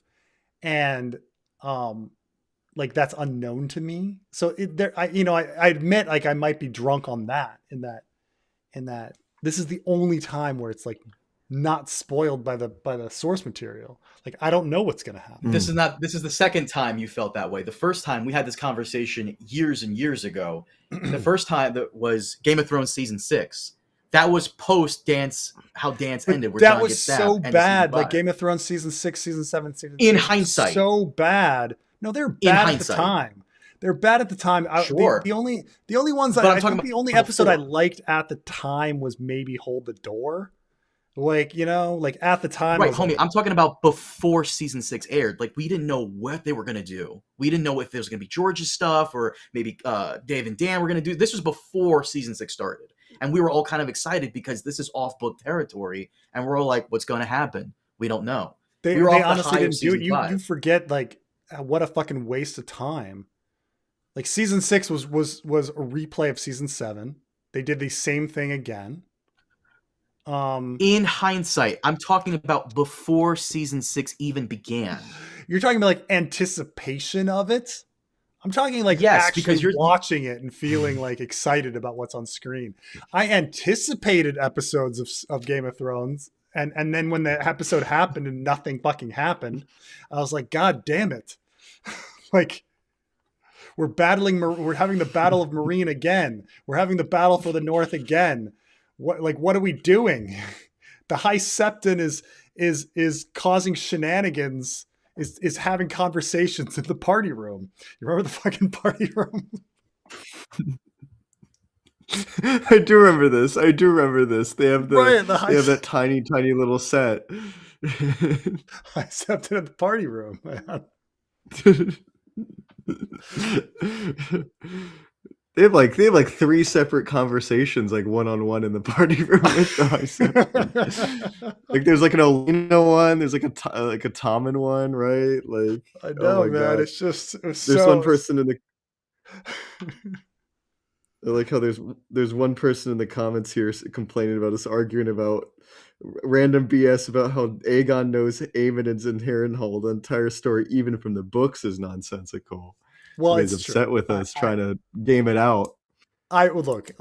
I'm the first to admit that Princess and the Queen doesn't fucking make any sense. Okay, I am with this as well. You know, like I will grant you that we are watching a show in which the entire plot is about how one dragon is bigger than all the fucking rest of the dragons and can fucking control the world. And yet there was no explanation on why fucking Lena got that dragon in the first place. The most powerful fucking dragon in the world. No fucking explanation. Oh, well. I will say, going back to what you liked to the episode, I will say I was watching it with my parents, and they legitimately thought Daemon was going to die in the boss fight with John Roxton, which was like, wow. I of course know that like they're not cutting out God's Eye. Yeah. God's Eye is like just so iconic. But for them, they were like, wow, Daemon, and that would be like an amazing thing if Daemon got killed just here fighting John Roxton. For some reason, that wouldn't surprise everyone. Like the show had John Roxton kill Daemon. Yeah, you know, it was a dazzling fight episode, and there was a lot of great direction, and there's a few scenes that had really good acting. I will give Alice Rivers some props. I think Rhaenyra was pretty great. You know, even killing the High Septon was one. You know. One thing that's always bothered me with the show continuity is like their idea that storming a city is somehow less violent than a dragon attack. You know, like I've always been bothered by that, where like they think that like medieval battles and medieval sieges and stuff like meant that like human guys going into a city was like some peaceful thing, like less violent than a dragon coming in and burning the city or something like that. Like, because that's like Rhaenyra's thing. Rhaenyra's thing is like, like I want it to be innocent. I want to protect the innocents and stuff. And like the episode was really hyping up, like emphasizing that there's children in the way, and the children are right. On the front if this were the real Middle Ages, those children would actually just be in the army. And right. And it wouldn't be this shocking thing. It would have been treated like this shocking thing. It's just routine. Right. Like, oh, geez, those kids might be 8. Yeah, you'd be fighting. Like, you're 8. Like, that's grab a spear. And when a city's stormed, it's just normal for pillaging and looting and sexual assault, like all these, and murder, like all these things are just accepted. That's just the norm. Like, you know, like in no way is like storming a city more peaceful than a dragon burning it down. Like not really. Like besides maybe the buildings get retained, like, and it's like, I don't know. More people survive. More village people, more innocents survive storming a city versus Dragonfire. Dragonfire is indiscriminate. Everybody burns. See, that's the thing. It's like it depends on you, because sometimes cities were burned. Like sometimes cities were burned during a sack just because they're chaotic things. Like, yeah, but I also feel like if you were to use the dragons to just like burn everybody on the parapets and then take the city peacefully, but then everyone would take it, and then the looting and raping would happen anyway. So like, that was what I was complaining about too, is that Daemon, he did end up using his dragon strategically, but like he he didn't use it fully strategic. Like, why didn't we start with him just destroying the walls, right? Like, why don't we just start with this? Right. Why are you sending footmen with ladders and everything when you could like burn down the gate to begin with? Like, what was or burn down the wall if you're doing like like if your dragon's like comparable with Daenerys with Drogon, like Drogon literally not just like burn the gate, he like literally like destroyed the wall itself. So we know that these dragons can be very powerful. Maybe and Caraxes is a bigger dragon than Drogon. So like I don't know. You're not supposed to think about it that much, I guess. But I was thinking about it and focusing on it maybe too much. But, I don't know. I don't know if this is like super chat coming later. I think I saw it. Maybe I don't know. But Caltrops. So Ormond's out. Who is it going to be up to John Roxon to take care of the two betrayers? What are we thinking? Caltrop, Ormond was always out for the Caltrops. Like right. So what's it going to be? Gwaine? I mean, for the poison, it's got to be. I mean, the only character we know is John Roxton. So I mean, maybe Gwaine. If Gwaine's still there, I guess you could give. But if Gwaine, so if Gwaine is there and he takes the poison along with Ulf, then who's in charge of the Hightower family? They got relatives. They got relatives. The Hightowers got. Do they? Relatives. Yeah, I think. I'm trying to think. They'll introduce some new ones. Because who's in charge of the Green faction now? Like who could they possibly besides Gwaine? I think Ormond Hightower. I think he's got kids. You never hear. You don't think about it. But you're like Ormond's. Don't think so. I don't think so because there's a moment in the previous episode, 6 or 7, probably 7. No, maybe 6, where Gwaine goes back and he says something about I forgot what it was specifically. Something about like someone's gotta tend to the High Tower, so on and so forth. You would think like Ormond's son would be in charge of that, but I guess not. I mean, Ormond's. So in the source material, Ormond's kids are kind of in the coming of age period, like teenagers. But he's got a litter of children. People are saying that Gwaine in the series is the heir to Old Town. Right? Unless well, I guess what is the line of succession? Heir to Old Town, really? Because that's what one person's saying. I don't know if they're correct. Let me see. Yeah, because Otto, like what are we talking about here? Otto's not in the line unless we know that one of Ormond's sons marries Rhaena in the source material, but Gorman. Some people are saying that Gwaine might marry Rhaena, but like I don't think the show has a level of nuance towards a gay character for that. Like the show seems to treat them like a gay person cannot get married. In a straight relationship. I mean, even though they another could. great wet blanket for Rhaena. Like, here you go. Gwaine says he's second in line apparently at some point. That is weird. That is weird because yes, Ormond. Even though I don't know how Ormond is fathering children with his severe smell problem or whatever. I don't know.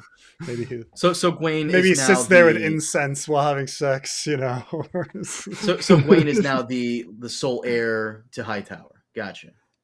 So yeah, somebody says it is explicitly said that Ormond is childless. So yeah, Gwaine I guess is the Lord. So maybe I guess you marry Gwaine to Rhaena. But he's second in line without knowing Otto's death in the series. Said he's second. So does he know that his father's been killed? He's got to at this point, right? That was in the court in front of everybody, right? But what did he not know? He was surprised with information. That Aegon had come back to life. He didn't know about. Does he know that his father's been executed? I don't know.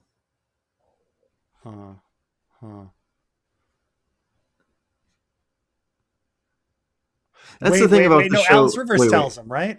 Alice Rivers tells them that Rhaenyra took the throne. But did she mention that Otto was killed at the same time? See, like, whatever it was, he didn't have a reaction to it. I guess he hated his dad. His dad was a dick. She might have said something, because the scene cuts away. It's when Alice Rivers is talking to Gwaine and Kristen Cole, and she goes, "Oh, you didn't know." And then she could have possibly have gone on and said, "Oh yeah, and your dad's dead, dude. Oh, thanks." You know. To be fair, even Allison didn't have that much of a reaction to Otto being killed. So, thoughts on where Aegon and Aemon's stories are going before their doom? They need something for them to do before Dragonstone. I mean, Aemon seems like he is just going to be like chilling with Alice and perhaps having some more spiritual awakenings, maybe some prophecies and shit. Right? We gotta use those green men and the werewoods and all that. I mean, I think that's what Aemon's going to be doing before. I don't think he's going anywhere. I think he's going to have a few more scenes with Alice Rivers. He's gonna have some hallucinogens, and then he's gonna get on his dragon and he's gonna fucking face Daemon, and that's gonna be it. And then Aegon, how are they gonna choose it? Like him going to Dragonstone? It's gonna be a weird decision, because before it was like he was fleeing because he was in hiding, but now they've completely flip the script, and now like they're pulling the whole Aegon resurrected thing, with he's like a savior. They're like turning him to a savior figure, because like the High Septon says like something weird, right? Which is what this was Laris's plan from the beginning, if you remember. But when he was like sitting in bed and he's like, "Yeah, we can do this, and then you can come back from the dead, and everything will be cool." But how are they going to be on Dragonstone? Maybe they're just gonna have. Maybe they're gonna remove Dragonstone and have it happen. Have the end of Rhaenyra happen in King's Landing. I don't know. Why? Okay, one last thing. Why did Ulf like both sides? Why did Ulf kill everybody? He was just was he drunk? Ormond. Yeah, I mean he's hungover, but he didn't like Ormond. And after he killed Ormond, then he just like went a little fucking crazy. But we did kind of see him acting sort of dark and evil at the bar. He was getting a little drunk on power for some reason, Okay. Which was, he cared about the small folk though. Like, remember, he cared about his boys, he cares about the common person. He just doesn't anymore. Now, yeah. He was okay. Pushed around too much, drunk on power. I don't know. It was weird because actually at the end of last episode, they're like, "Oh," because Ormond is trying to appeal to him, and he's like, "Oh, they'll no longer laugh or something. They'll no longer laugh at you." And he's like, "No, they'll burn." And you're like, "Whoa, where's that coming from?" Like even Ormond would have been surprised by that. Oh no, I was trying to appeal to your your desire for money and reputation, but apparently you just want to fucking kill people. So yeah, I guess that's out of nowhere. For better or for worse, if Hot D gets more people to read the books, I'm glad it exists. Battles are fun, but I'm sick of dragons. Give us read the books. Glad it gets people to read Fire and Blood. Really? Fire and Blood, though. And the great material. I'm so happy. Trey, please back me up. Because Preston doesn't know. Please back me up on this. This is to what the super chatter a couple ones ago said about how you have like these channels that just hate on the show. Yeah, and Preston doesn't know this. They hate on the show, Preston, but then they hype up Fire and Blood like it's the greatest thing ever. Have you seen that, Trey? I have seen this. Yeah, I've seen it online. Shit, man. People that are like, George is a genius and everything about Fire and Blood is great. Why doesn't Ryan Condal just stick to the books, dude? Have you read Fire and Blood? Like, that's the thing. Have you read it? Have you read it? It's like I feel like Yoda. I feel like what's his name when he burns the books? He's like real page turners.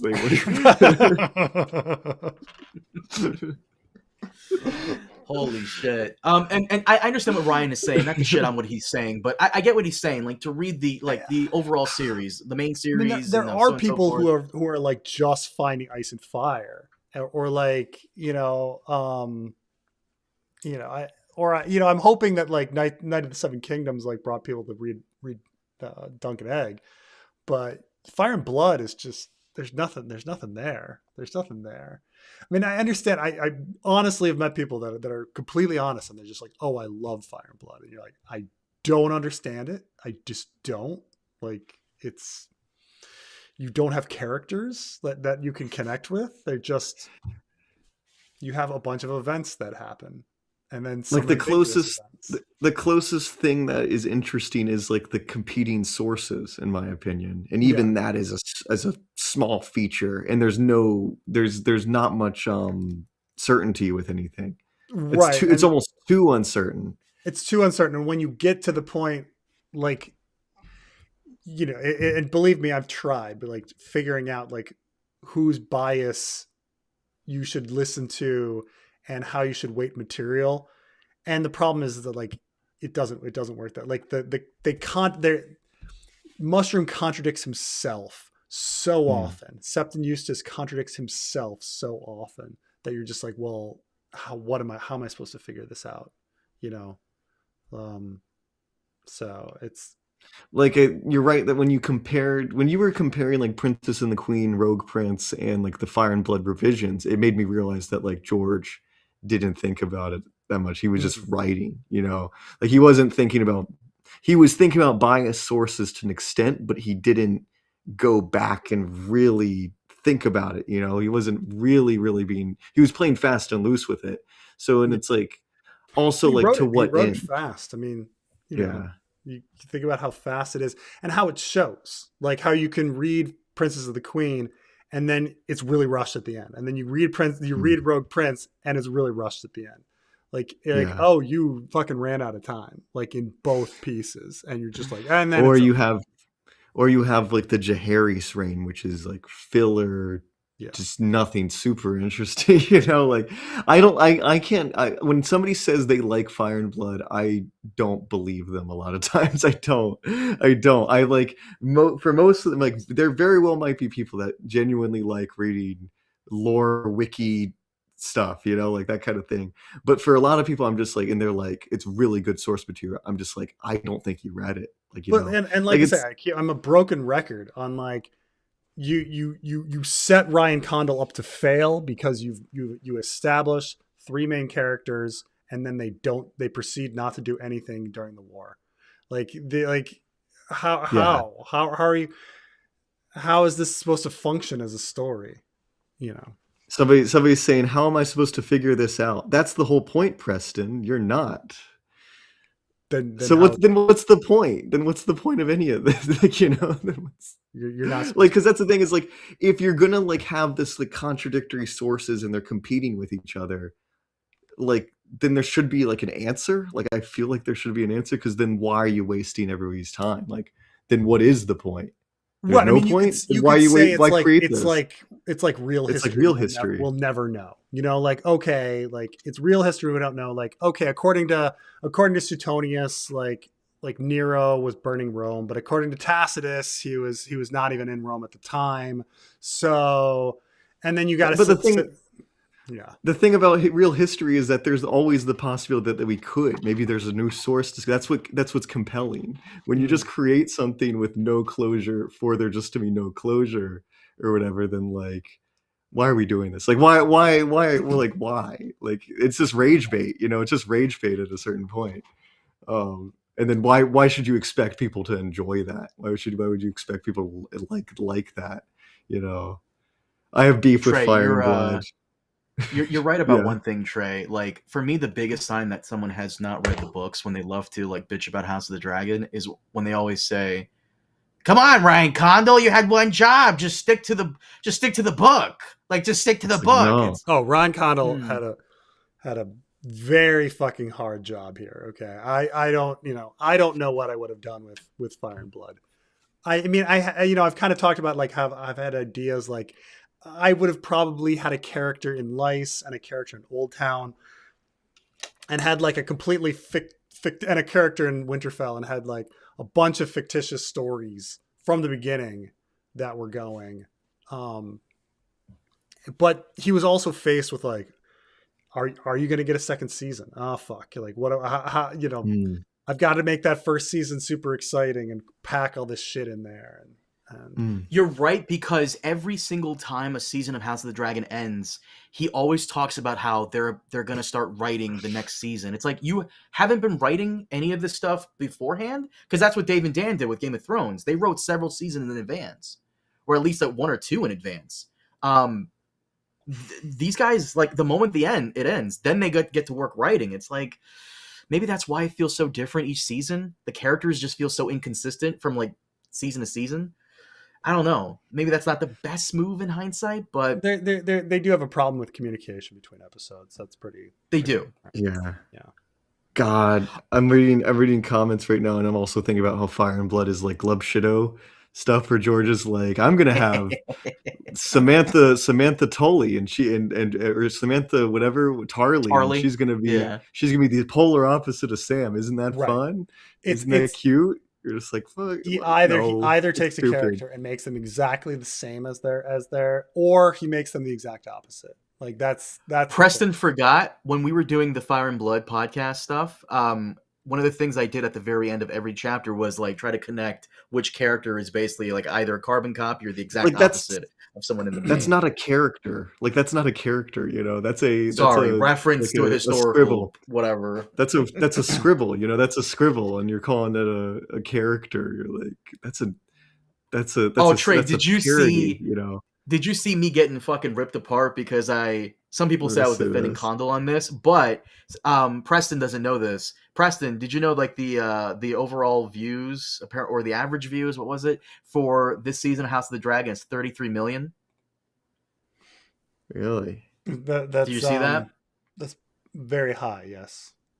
That's very high. So I said how, goddamn, if only Ryan Condal had included this one thing from the book, maybe it could have been a tad bit higher, the view count. And yeah. He's doing exactly what he needs to do for HBO. He's going to have lots of money and a very fruitful career after this. I mean, it's... However, when I brought this to Elio had a very good point to make. So the official news here is that House of the Dragon Season 3 has reached an average of over 33 million global viewers per episode. Elio pointed out to me, and he's right, global. Why not tell us what the US viewership is? So they can, because they used to do that. Yeah, all these things are impossible now, because now we don't know. People don't sit down on Sunday night, like they used to, and turn on HBO and have the box. We all have streaming and stuff like that, so it's very difficult to judge everything. Sure. This shouldn't be the last episode of the season. Also, what's with Daron's dubbing? Daron's dubbing was weird. We talked about this earlier. It's for some reason the Brotherhood Without Banners. I assume it was just some sort of There's gonna be some fan analyzing that there's some reason for that. Like, ooh, like the Barrack somehow is associated with the Green faction back in the day. Yes. Like, right? But I don't know if there's any explanation. I'm trying to like somehow loop it into to Night of the Seven Kingdoms, and like the Dondarrion who's fucking everybody and gets the pregnant person with the false away. How does it all relate? So random. It does seem weird. Like I said, I would have, certainly not how I would have done everything. Like I said, I think season 1 you end with the death of Luke. Season 2 you end with the death of Jace. Season 3 you end with the death of Joffrey, and you make those the story beats. That's how I would have done it. 1, 2, 3.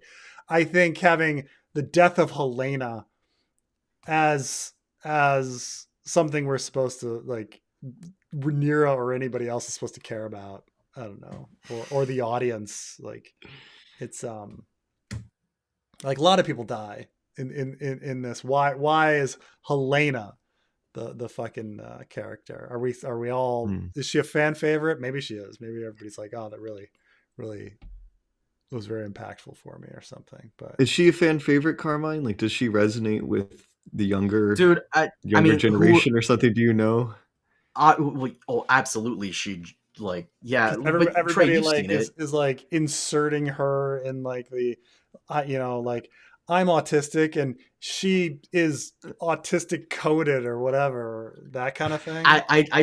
I don't know about that, but Trey, you've seen the fucking the 19-year-olds be like, "Oh my god, I love Helena. I'm shitting, pissing, coming, and crying at the same time every time she's on screen." Helena is a character in Fire and Blood. She is barely a character. Actually, I'll argue that I kind of like Helena a little bit better in the show because like, she at least has something. Something going on, they kind of gave her something to do. So I don't know. Yeah. Ormond felt like a complete waste. What the fuck was his grand plan? And what is Roddy doing there? I mean, they were building up a lot with Ormond's grand plan for fomenting rebellion in King's Landing. That would have been interesting. And I do think that they should have made the change of keeping Ormond alive longer. He was the actor, did a great job creating a very memorable villain. I liked him. I think they made a mistake killing him off. So Preston, his master plan was getting that one guy to foment trouble in the City Watch. Guy. And for Ulf to change sides. Yeah, that was it. Yeah.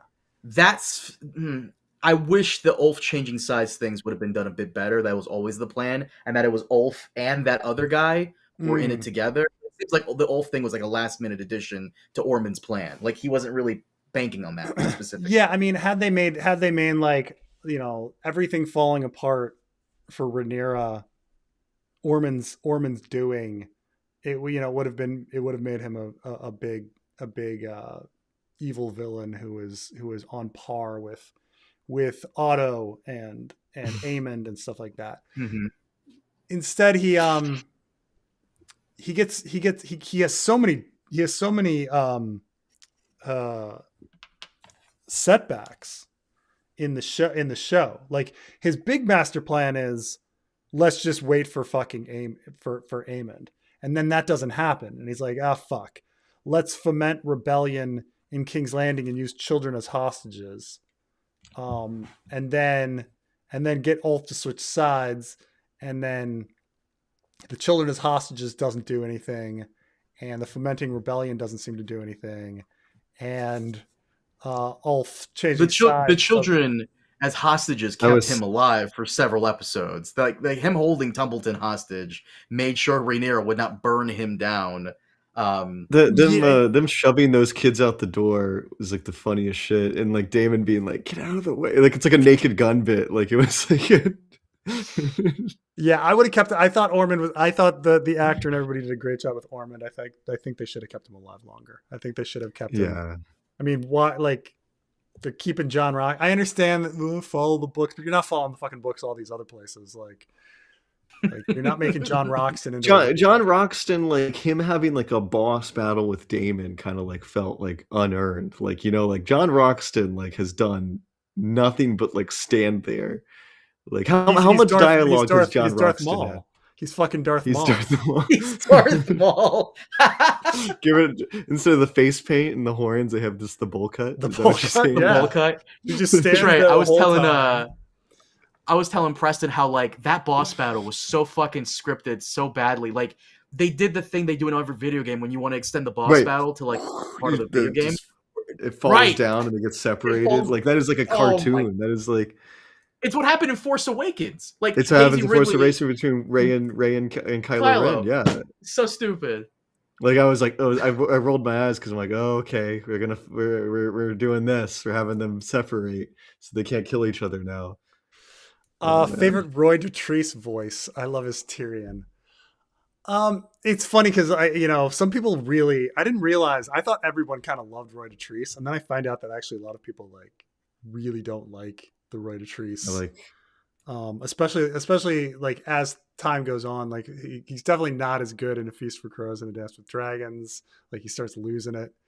Um, but but I'm trying to think his best voice. Um, I like his Victorian. His Victorian. Victorian's like hello, I am Victorian. Like I don't know, it kind Yeah. of fits that he's like kind of like nasally. Like I kind of like it. Life is pain. Like, Yeah, exactly. Yeah, exactly. You fall, life is pain. Right? I That's do. I great. do That's like his great. Victorian. I do. I like. I'm trying to think if I like his Davos. Oh, his Davos is. I like his Davos. Oh, It gets mother, gets you I the feel folks so. feel for it. Oh, Um, that's where you're wrong, Stennis. That's where you're. yeah. Some of them he changes. So like his Daenerys is different from book to book. His Arya is different from book to book. Hmm. Like I think in the first 3 books he plays Daenerys straight, like with a Ned voice, and like just and then all of a sudden she's got a different voice She's pirate. I remember Pirate Danny is what they call her. She's yeah. like, And then it's the same with Arya. Arya switches from book to book. the worst. I can tell you the worst Roy Dotrice one is Missandei in Clash of Kings. He like puts on this Asian awful, accent. awful like Indian accent or Asian accent, something like that. Somewhat like maybe like stereotypical Chinese or something. You're just like you're listening to it. You're like, whoo, oh boy, Roy. I think his Samwell is very good. I think it gives it a lot of character and makes him sound super pathetic.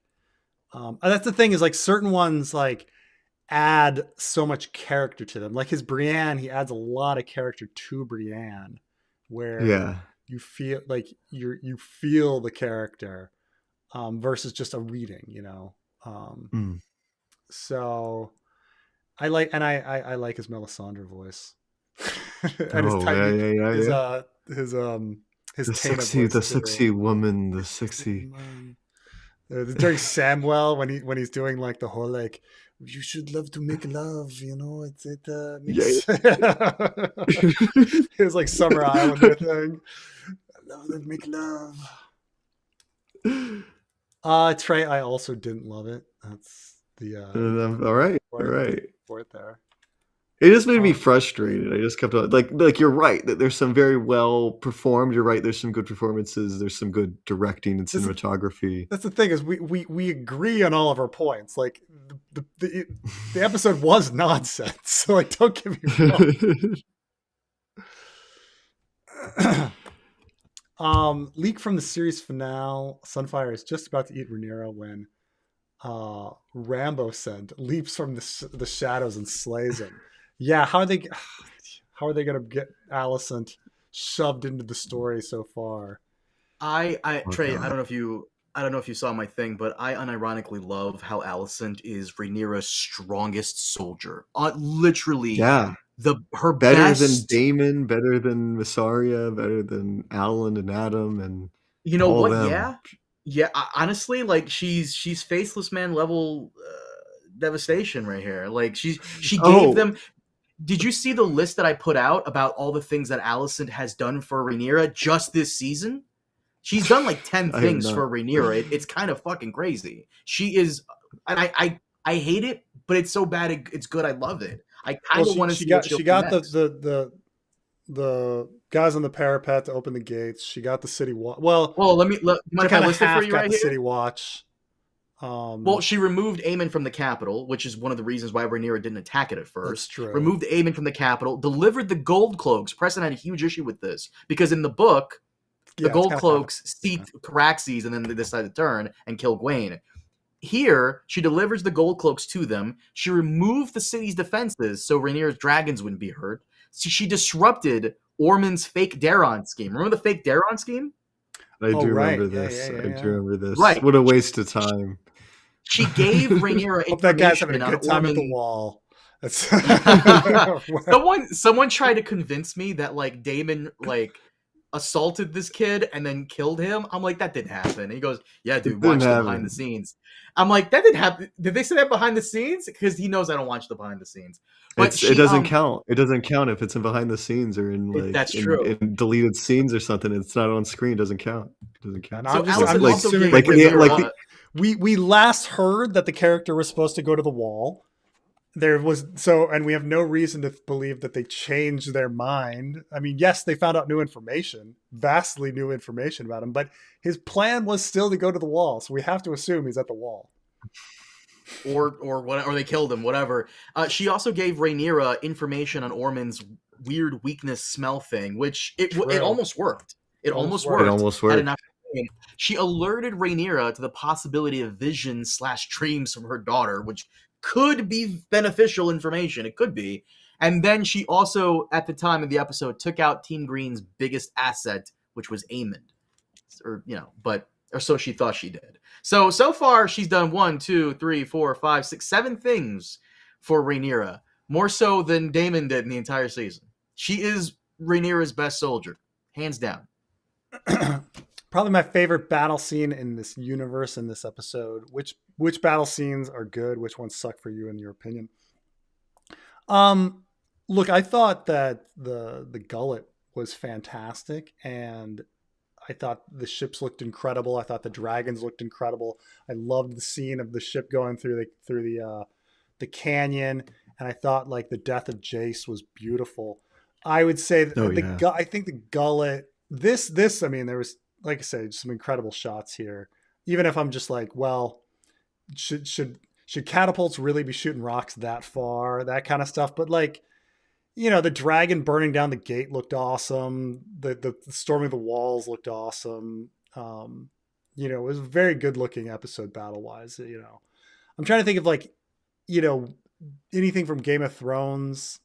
Like, I suppose people really liked Hardhome, right? But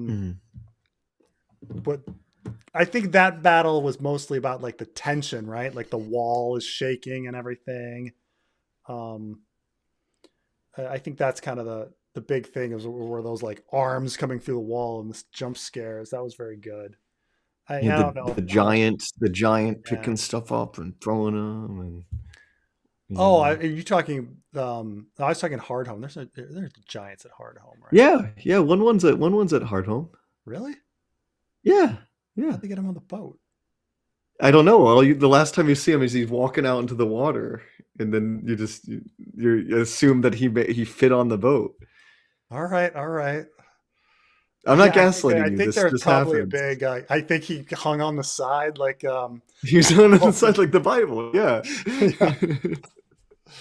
I don't know, Carmine. What's the best battle in the Game of Thrones universe? Oh man, that's Dunk's trial. Tough. In the game, is that even a battle? That's more like a fight. The Blackwater's fun. The Blackwater's pretty well executed, I think. Actually, you know what I really like? Watchers on the Wall. That was great. My God, how fucking fun was that one? Watchers on the Wall. Whole episode just one. Pretty fun. Man. Just one battle with the Thens and the giant crossbow. Remember that stuff? That was kind of fun. That was pretty. I remember when we were like keeping track of like how many, because earlier episode they say how many men are at the wall. I think it's over 109, and we were all like keeping track on screen of how many Night's Watch guys were going down, and like where's the cook, and everybody was loving the cook using the giant ass knife to kill the one guy. It was great. Hi Preston, could Stoneheart and Ned Dane interact? The boy has her husband's name, and it's of the family. She thinks bore John. Stoneheart knew mental state could cause some displaced anger should they meet. So the Brotherhood Without Banners is a bit odd in that if you read the appendices of A Feast for Crows, for some reason there are two factions of the Brotherhood Without Banners. And while in the text, they don't really talk about this. I mean, they do talk about Dondarrion being out there and Stoneheart being out there and the Hound being out there abstractly. But while you're reading A Feast for Crows, you're just like, well, but Dondarrion's dead. So like, but when you open up the appendices, for some reason, there is another faction of the Brotherhood Without Banners that has Greenbeard and Mad Axe, not Mad Axe, but Swampy Meg. Swampy Meg. Yeah, there's some random kid, John O'Nutton or something, random characters, some that we've never heard of, like Swampy Meg, which is and so there is some talk about the Brotherhood Without Banners being up in the neck, but then when we run into them with Stoneheart, they're clearly in the Hollow Hill. And so it may be that Edric Dane and the other faction, like we're talking Anguy, Greenbeard, Swampy Meg, John O'Nutton, are in the neck. And some people even think that maybe Dondarrion is still alive.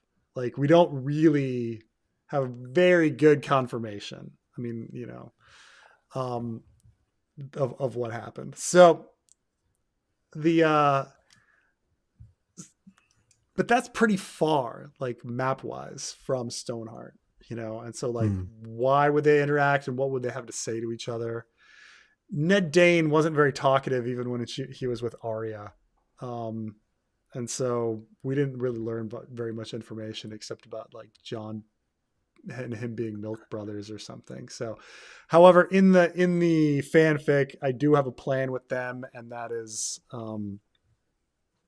that Ned Dane is going to appear in the next Theon chapter, and this is going to be an important thing because earlier I was talking about how it needs Aeron in order to call another Kingsmoot needs to find out about Theon being alive, and so how do you set this stuff up? And you set the stuff up by, well, if a Dane ends up in somebody's possession, they can send a letter to Starfall demanding ransom, and then somebody can hear about Theon being alive or something like that.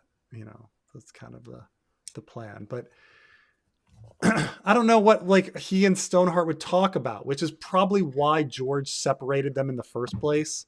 He's like, what do I do with the characters that like don't seem like they'd be following Stoneheart or make it awkward? Like, that don't have a dark edge to them. Well, I guess I'll just remove them from the Brotherhood, So, did Silverwing shrink?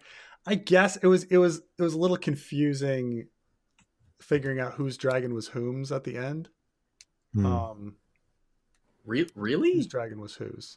Wasn't there like a dragon flying off and then another dragon following it, and then it was quite clear that Ulf was flying off, and Caraxes, which you can easily make out from the long neck, was breathing fire on it, and then Vermithor was following after. Vermithor was chasing after them. Yeah. Right. Okay. Was Caraxes and Vermithor being ridden, or are they just operating by themselves? I have no idea, honestly. Like, how could Daemon, who's still in the city, trying to get out of the city, get on Caraxes in time to like chase Ulf? Maybe, Trey, what I was telling you earlier, I wonder if that's how season 4 will open up, literally the same day, and maybe we see like Daemon chasing what's Ulf's dragon's name? Fucking forgot. Fucking Silverwing? Moon Dancer. Thank you. And then maybe Daemon is chasing Ulf, and then he sees Vermithor riderless, maybe try to knock him off or something to save Silverwing, because they established that Vermithor and Silverwing have like a thing. I don't know if you remember that from a couple episodes behind. Yeah, that's established in Fire and Blood as well. There's like the idea that they were both Jaehaerys.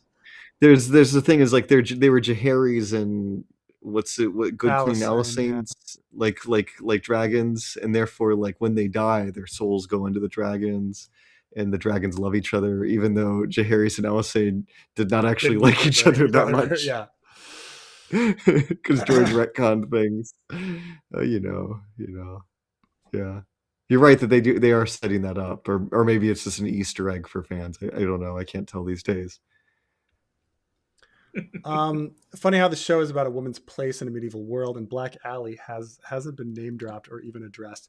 It is a little weird that not a single person is like, why do I have this warrior maid or whoever? Like who is this person? She fucking kills Kristen Cole, and no one's been like, hey, Black Alley, what are you up to? She's just in the back looking cool constantly. Like that's Well, her. neither was Roddy the Ruin. Neither was he named. I'm pretty sure he was not. He just shows up, and they all, I guess, he introduces just the North himself guy. off screen, and they just refer to him as like, "Hey, what's up?" It's like when when you forget somebody's name, right? You try not to say their name. You're just like, "Hey, good to see you again." This is one of my major criticisms of this season, though. The super chatter is correct. Why don't they give these characters more screen time and introduce them? But who are you introducing them to? In universe, everybody knows who they are. Yeah, but the thing is like, will they give her lines next season? And so they're just like, well, she has to have some lines to flirt with fuck, what's his name? Cregan.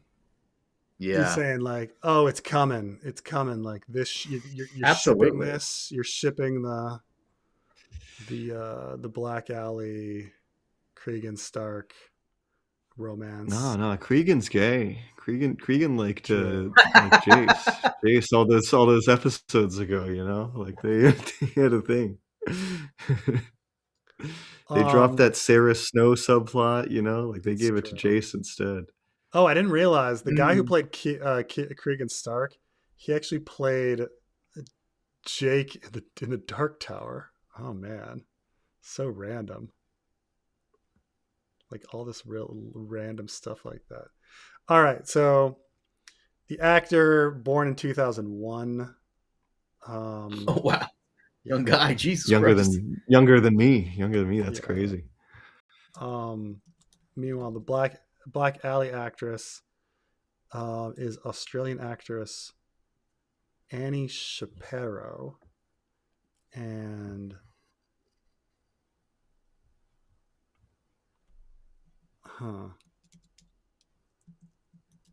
and she seems to be. What's weird is like American actors, you can always find out how old they are, but it's like the minute they're from like England or Australia, it's like you have no idea.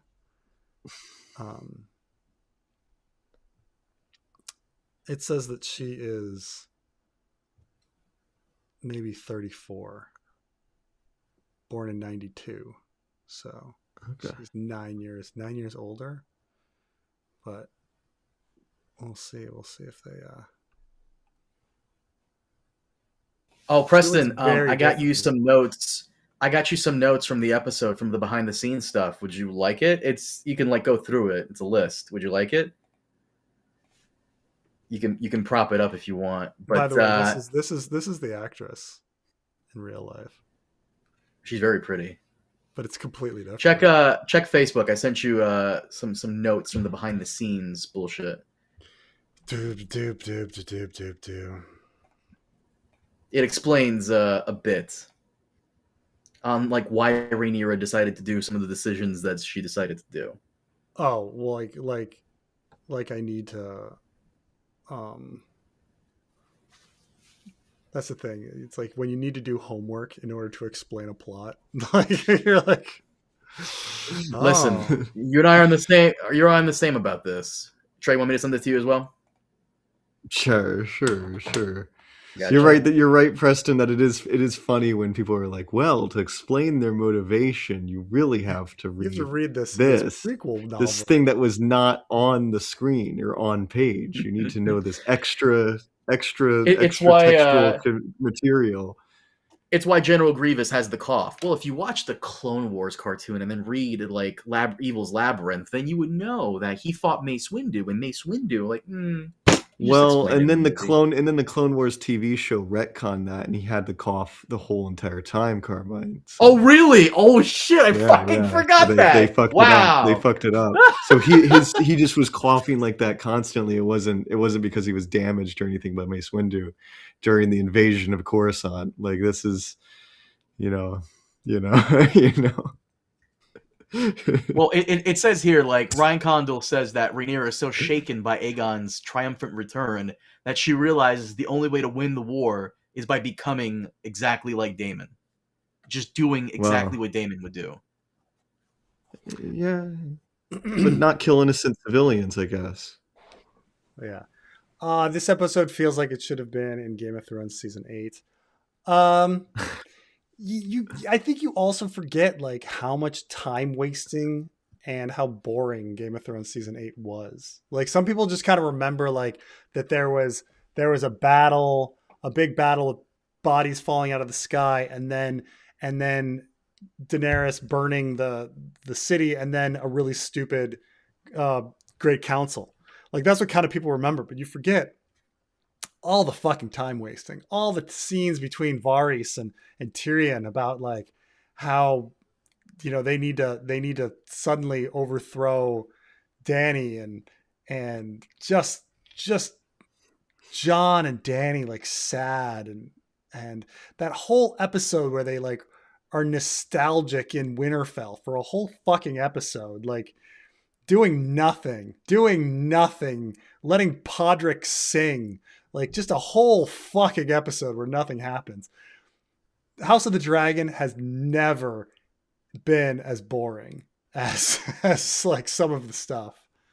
That's a little harsh comparing it to season 8. Maybe season 6, but not season 8. How many pages of Winds of Winter do you think once he dies? First of all, not like the estate of George R.R. Martin and all of that. No, like not for a long time. Like lawyers will be dealing with that for so long. It's just like, ask yourself, how many Prince albums have you heard since Prince died? When did Prince die?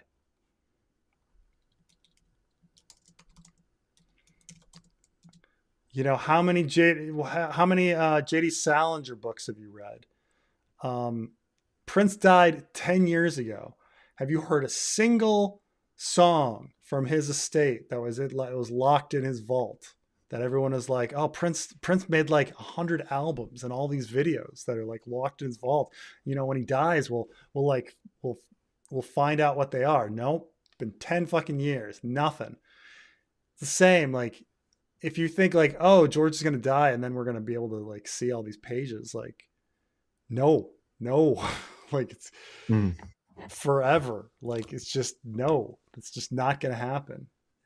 Like he has no like,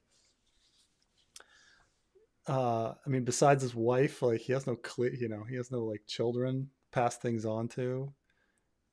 Means the estate. I mean, I guess he has like he has nephews or nieces or something, but that everything's going to go to. But it's going to be a long, complicated problem of getting that information and his notes and whatever. You know, you gotta remember like how much work Christopher Tolkien dedicated his life to, and how much work that guy did. It's kind of the point of like Hamilton, you know, that like, did you guys have both seen like the Disney Hamilton play musical?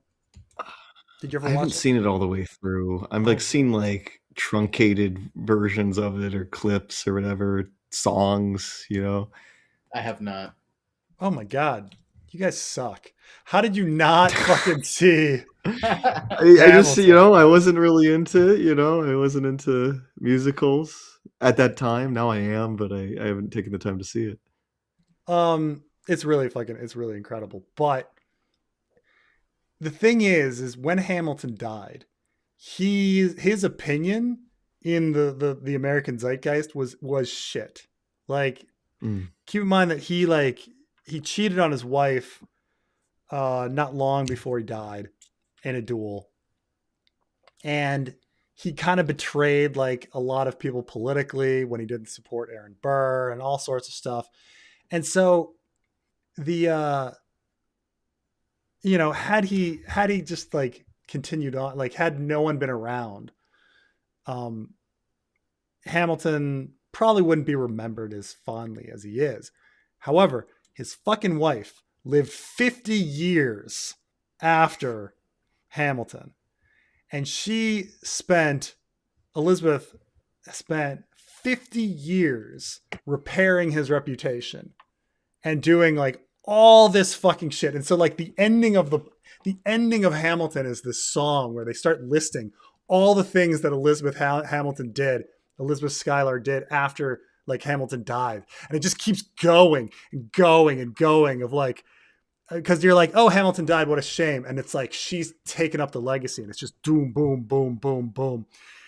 And you're like, oh man. And so essentially the reason Hamilton is on the $10 bill and remembered so fondly is because of Elizabeth. Like, it's the same with like Christopher Tolkien, like, or Brian Herbert, like people don't give these people that like enough credit for like what they're doing, in like carrying the water, and keeping the franchise going and things like that. And like, would people really remember Frank Herbert as well? Like, yeah, they'd remember him, but would it be without like everything that Brian Herbert did? Probably not. Same with Christopher Tolkien. Like, it's like, so George R.R. Martin would need a character like this to carry his water, But yeah, we're not getting any pages of Winds of Winter for not in your lifetime. So can someone tell me who the fuck that arrow shooting Riverlands girl with the black eye makeup, shiny Legolas with a bow and taking during the planning? So that's Black Allie. She is a oh, that's who that is. She eventually marries Cregan Karstark. She's a rather major character in the book, but they've just kind of, there are too many characters that just kind of had her in the background. But yes, she is. I think they're probably going to they got to give her some speaking lines next season. They got to. I mean, I can't wait for fucking Hour of the Wolf. Hour of the Wolf.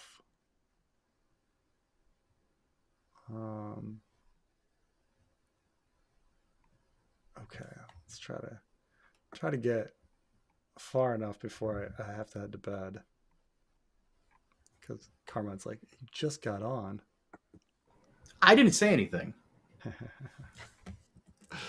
Behind on the stream, but surprised you like it. Condal's take on Aegon's dream was fine, but now the whole city knows it. Better as esoteric secret. Like I say, I think like this is our whole like battle between me and Trey on this episode. Like, it's we agree on everything, but it's just like, it's true that all this stuff doesn't make sense, but they did so How well. much does it bother you?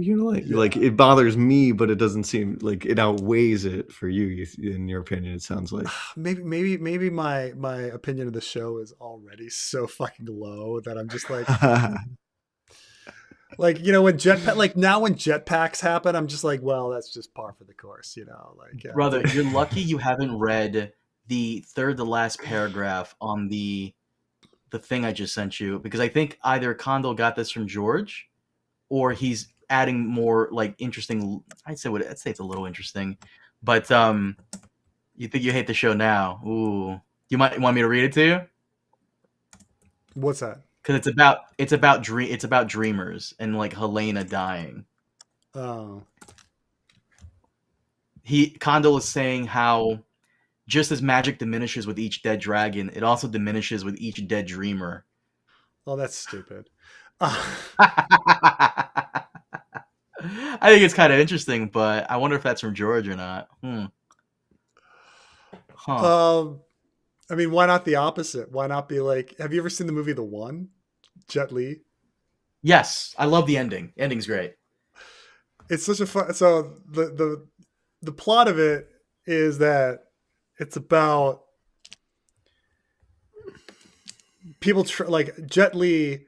Evil Jet Li is jumping universes and killing versions of himself, and the more versions that he kills, the more powerful he becomes because the number of people that are getting the power is diluted before, but once he kills off himself, it starts getting concentrated. But the problem is it starts getting concentrated in his foes too. So hero Jet Li is becoming just as getting more and more powerful as the other Jet Lis are dying. So, it could just be that too. Like the more dreamers die, the more of the magic is concentrated. But I like I said, I think it's very well directed and very well acted, even though there's so many stupid scenes. Like I was just thinking about the soup scene, like Helena and the soup. And it's such a dumb, pointless scene. Like later on, like Roddy the Ruin literally fucking kills a child. And we're supposed to be sitting here being like, oh my God, they're force feeding your soup. Oh, the tragedy. But it is like a really well directed scene. Disturbing. And disturbing. Like I thought she was gonna force an abortion. I thought that they were forcing her the moon tea or something like that when they first started out. I was like, oh my gosh. Yeah. Just soup. but it's weird, right? Like how something is filmed can make you feel like force feeding somebody soup. God, it's no big deal. Like honestly, that is nothing. Like who cares that they force fed Helena some soup? But like it seemed like, oh my God, you're torturing this woman, force feeding her soup. But it's just like little scenes like that where I'm just like, oh well, you can spin it.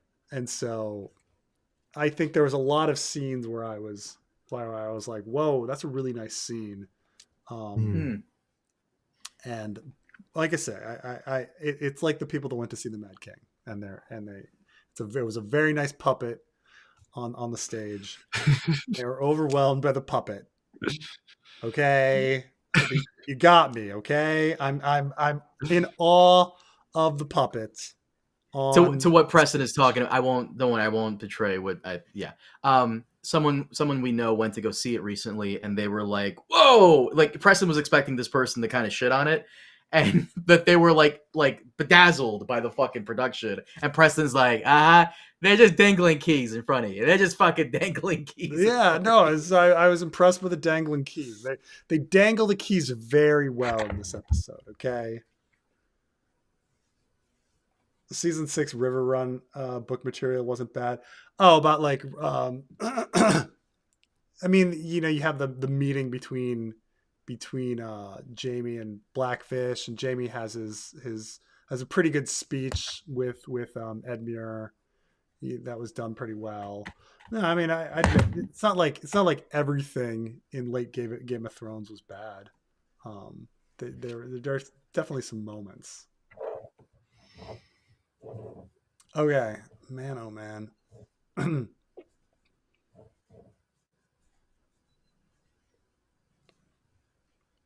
Oh, Damon, I'm sorry if my opponent isn't a malnourished schizo whose persona is a crab. I can't do anything. Targaryen.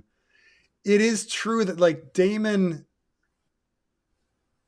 there's John Roxton must be one of the most fucking incredible fighters in the world. Because remember God Mode Damon and fucking taking out Crab Feeder and like taking out Crab Feeder, yeah. Like Damon took on like 100 fucking people. But also, technically, Damon is the third best fighter in the show so far. The first best is Kristen Cole, because Kristen Cole beat Damon in episode 1. That's true. And then John Roxton beat Damon here. So Damon is third best in the show, as far as we know. Right. So this isn't really accurate. Really, like, well, we don't know. The thing is, Roxton has never fought Cole. So we don't know. Like, Roxton could be better fighter than Cole. We just don't know. The only people that Buxton Cole scored. Cole has defeated 2 people, Daemon and Joffrey Lonmouth. So all we know is Joffrey Lonmouth might be better fighter than Daemon. We just don't know. It's just they never fought. So how are we supposed to figure it out? But Crab Feeder, never saw that guy beat anybody. That guy sucks.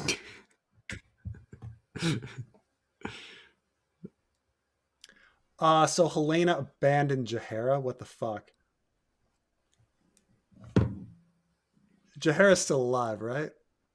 Yes, Jaehaera is 100% still alive. She was there last episode, if I remember correctly.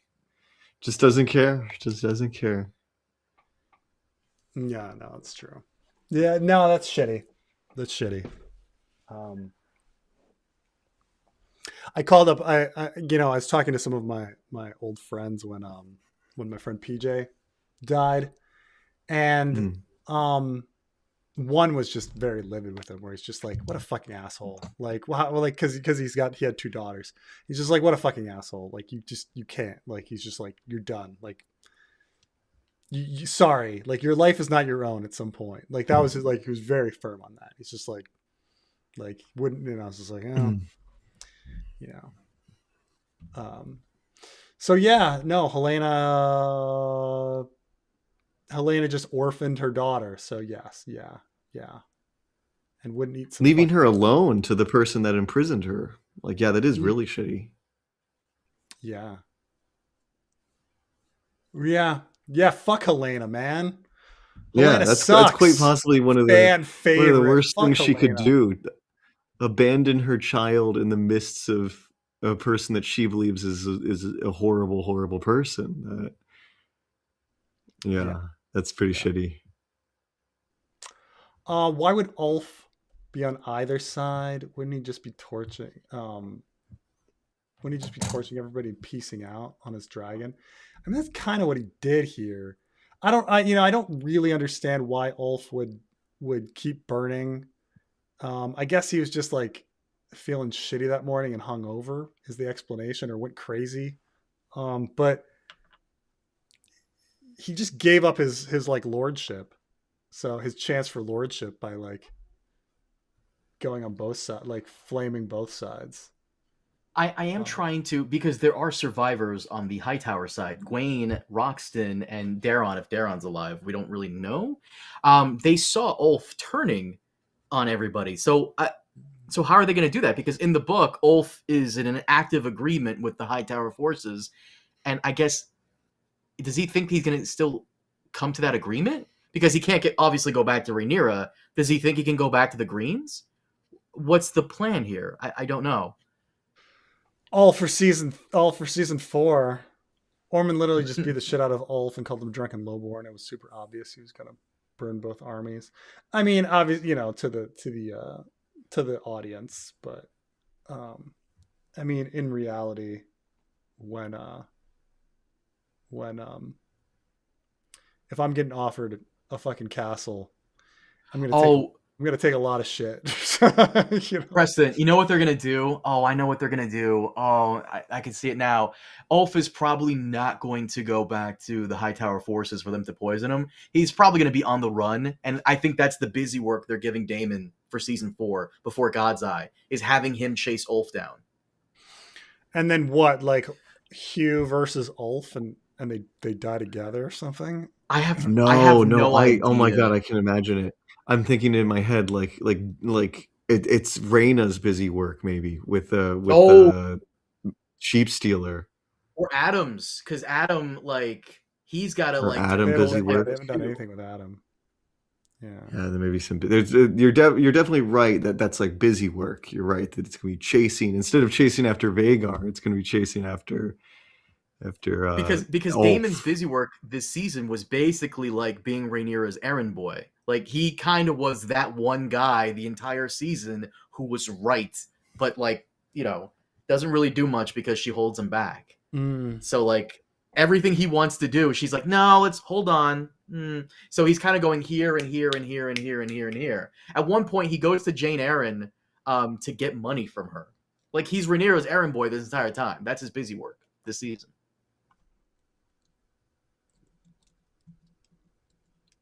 Masari, you got to tell me about Rhaenyra's speech. I mean, I suppose you could go around town being like, you know what she said in High Valyrian? She said, "You guys all suck." Why would you switch? I don't know why you'd switch to High Valyrian. Why not just say it in English? Say it in common, or whatever they speak.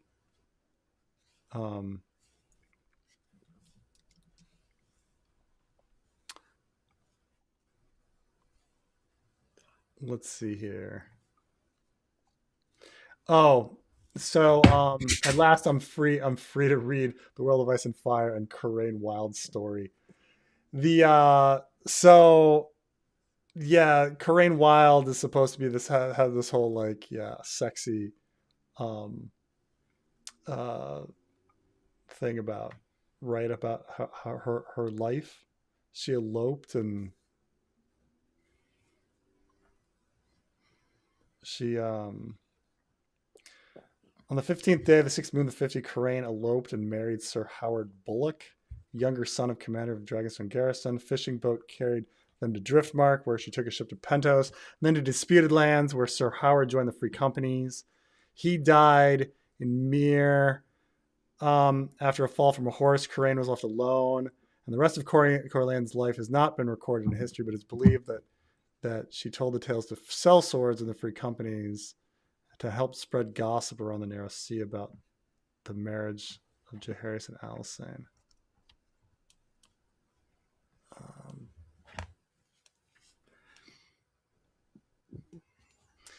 Thank goodness we got that in Fire and Blood. Thank goodness. Thank goodness. How much time, like how many days do you think that took George to write that digression?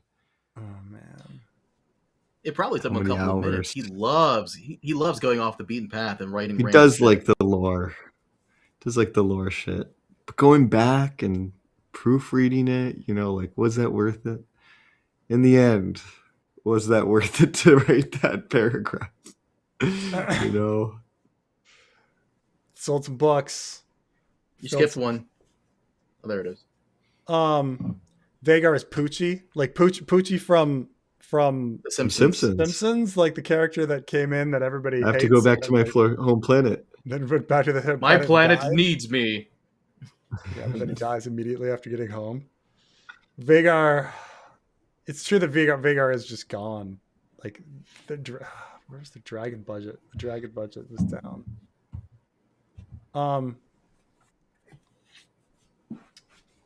Instead of Satyr Greenmen, they should be old god worshippers who graft weirwood branches to their bodies and extend their lives by tapping the weirwood net. That's what we've been saying. I agree. That every single day.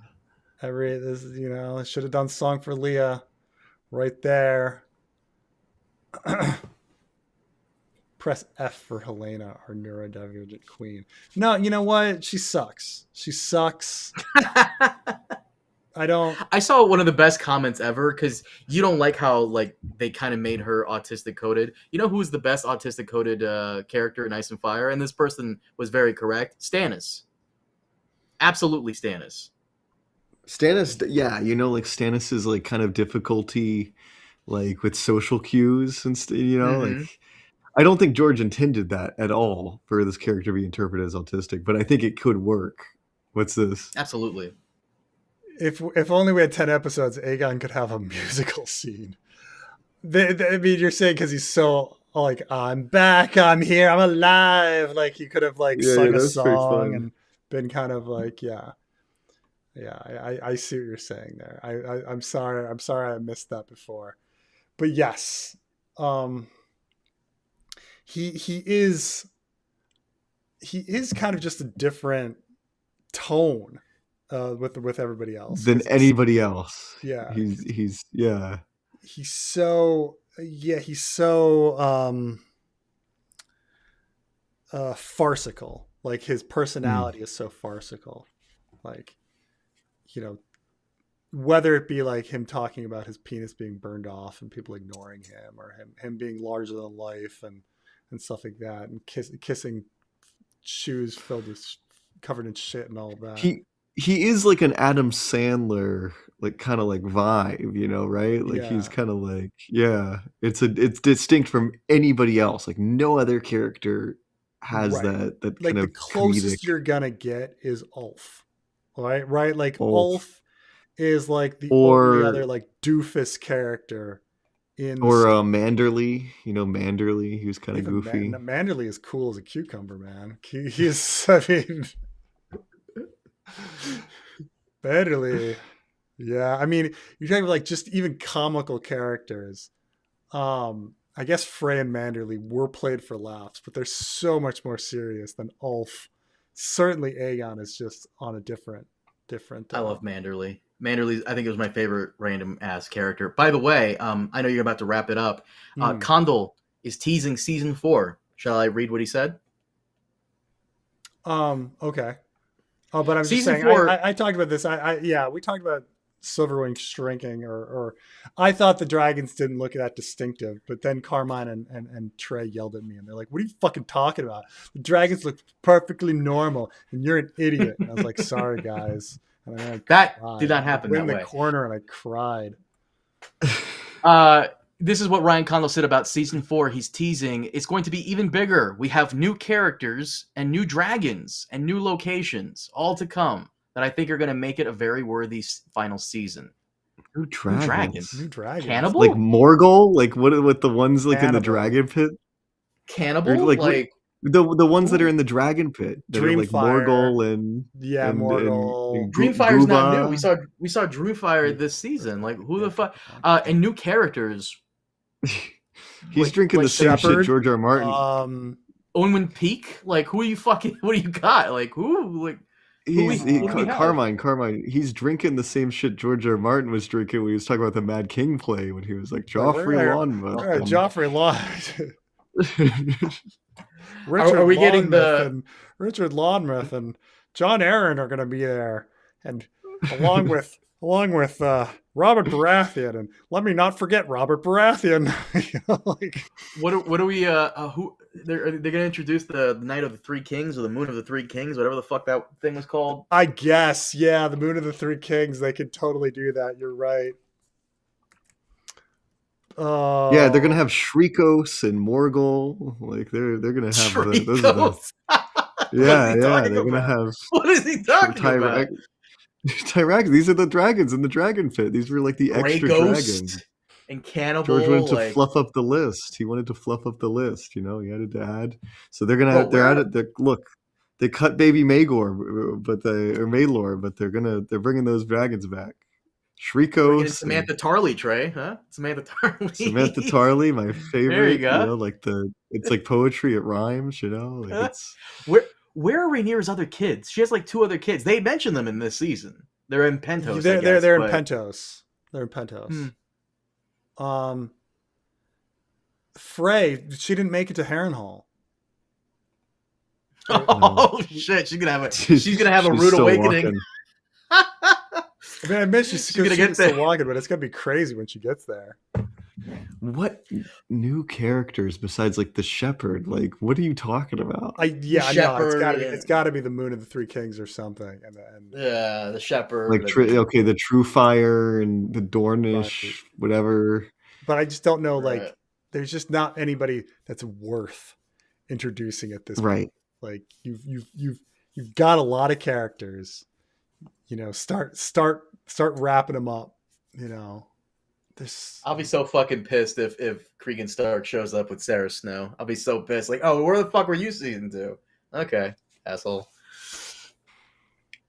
But yeah, no, that's all I got for this. I'll cover some of this on my channel. All right. Well, it is late, and gotta fucking go to work tomorrow. You can work. Trey, you working these days? I am working. I'm taking an advertisement deal, a sponsorship deal, and So I got to lock in. I have like a hard deadline to make a video, and it's like it's a stressor. Like that's new for me. You know, it's usually like I work when I want to, and now it's like, oh shoot, I got to get it done by this Is it? date. Do you have to Is it Raid do a Shadow really Legends? awkward non sequitur in the middle where you're like, and you know, the thing about anthropology is that sometimes I don't know what news to because some of my news is biased, and that's why I check out global what's news. it called? Yeah, whatever. Yeah. It's news. a Jesus that's video. Why I do ground news. It's a biblical history video, so I had to do like a kind of like weird transition to talking about. I don't know. The script got approved to my surprise. Like I was like, oh, they might not like me talking about like Jesus, like historical Jesus kind of stuff with their product. You're like, and the thing is when I'm talking about fucking Jesus, and I like to think about ground news. Like, Trey, are we allowed to know the sponsor? I want to wait. I don't want to mess it up. Not give them more advertisement that they haven't paid for. Look, they paid for what they paid for, right? That's all they're getting. Not a minute more. I hope it's Raid Shadow Legends. Yeah, go ahead. I hope it's Raid Shadow Legends. I love Raid Shadow Legends. They know me so well. They always send me like the hot blondes to like, like, hey, hello, Carmine. Would you like to promote Raid Shadow Legends? We give you $2,000 for 30 seconds. $2,000, Irina. You had me on it. It's I don't have a problem with any of these. It's just that like when they tend to go on advertising blitzes, so all of a sudden like all the videos you're just watching start advertising the same thing and start having the same transition. And you're like, oh geez, that's I've resisted it. Yeah. That's why I resisted it for a very long time too, because like it feels sleazy in some circumstances. Like I watched, do you watch like Channel 5 News, like or Channel 5 or 5? Yeah, I've whatever seen that is. The guy. He like had like he recently did like a video on like Palestine, he's in Palestine and like he's talking to like the what is it, like a advocate or whatever, somebody talking about like, yes, like we need to have like surveillance better of the Israeli state, like to keep this from happening.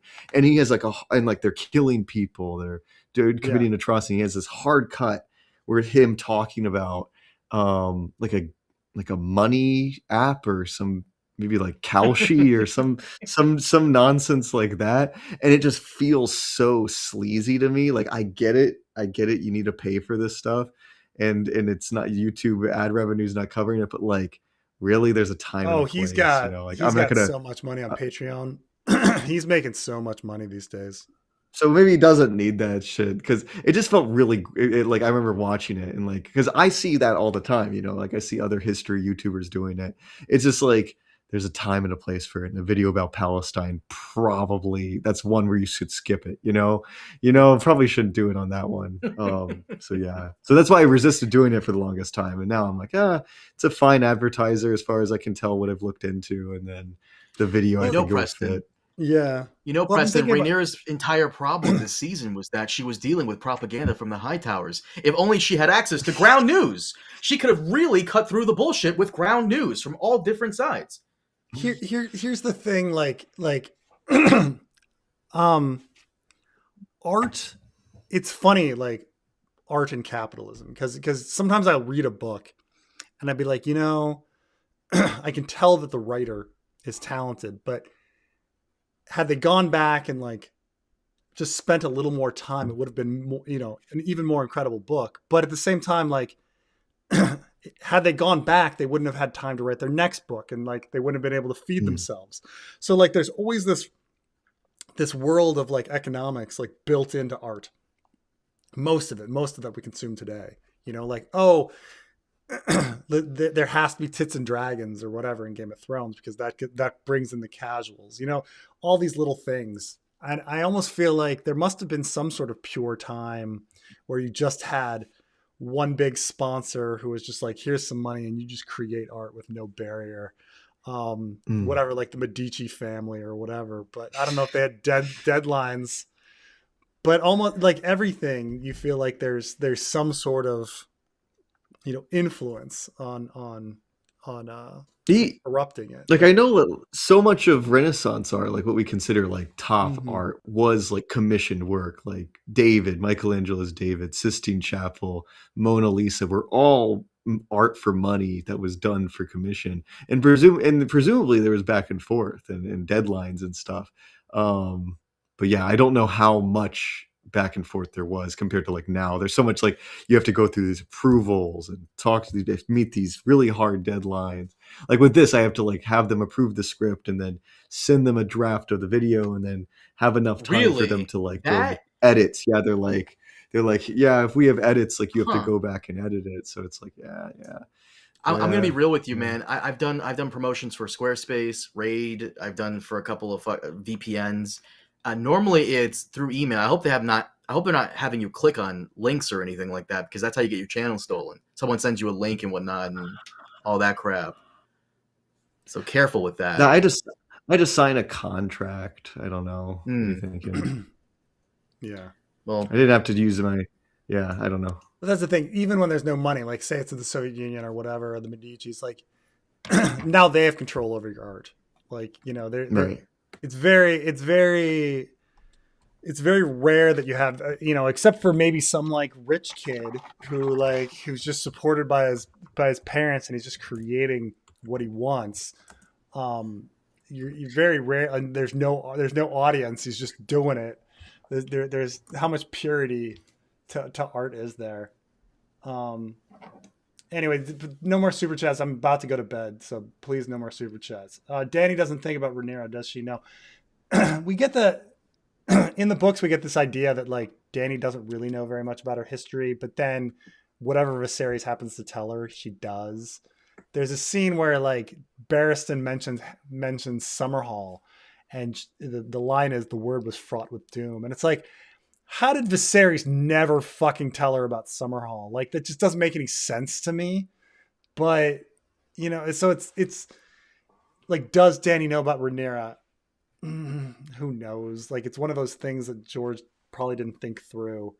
It doesn't seem logical to me that Viserys wouldn't tell her about Rhaenyra and the whole fucking story of all the Targaryens. But you never know. You never know.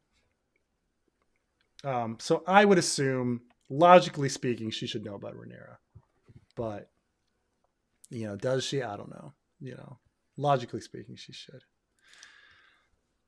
All right, guys. Thank you for joining me. And we'll see how this week is going. And, you know, Trey and I still have to do another headcanon. So. Headcanon. I know. All right, thanks everyone. We'll see you next time. Sponsored by Ground News.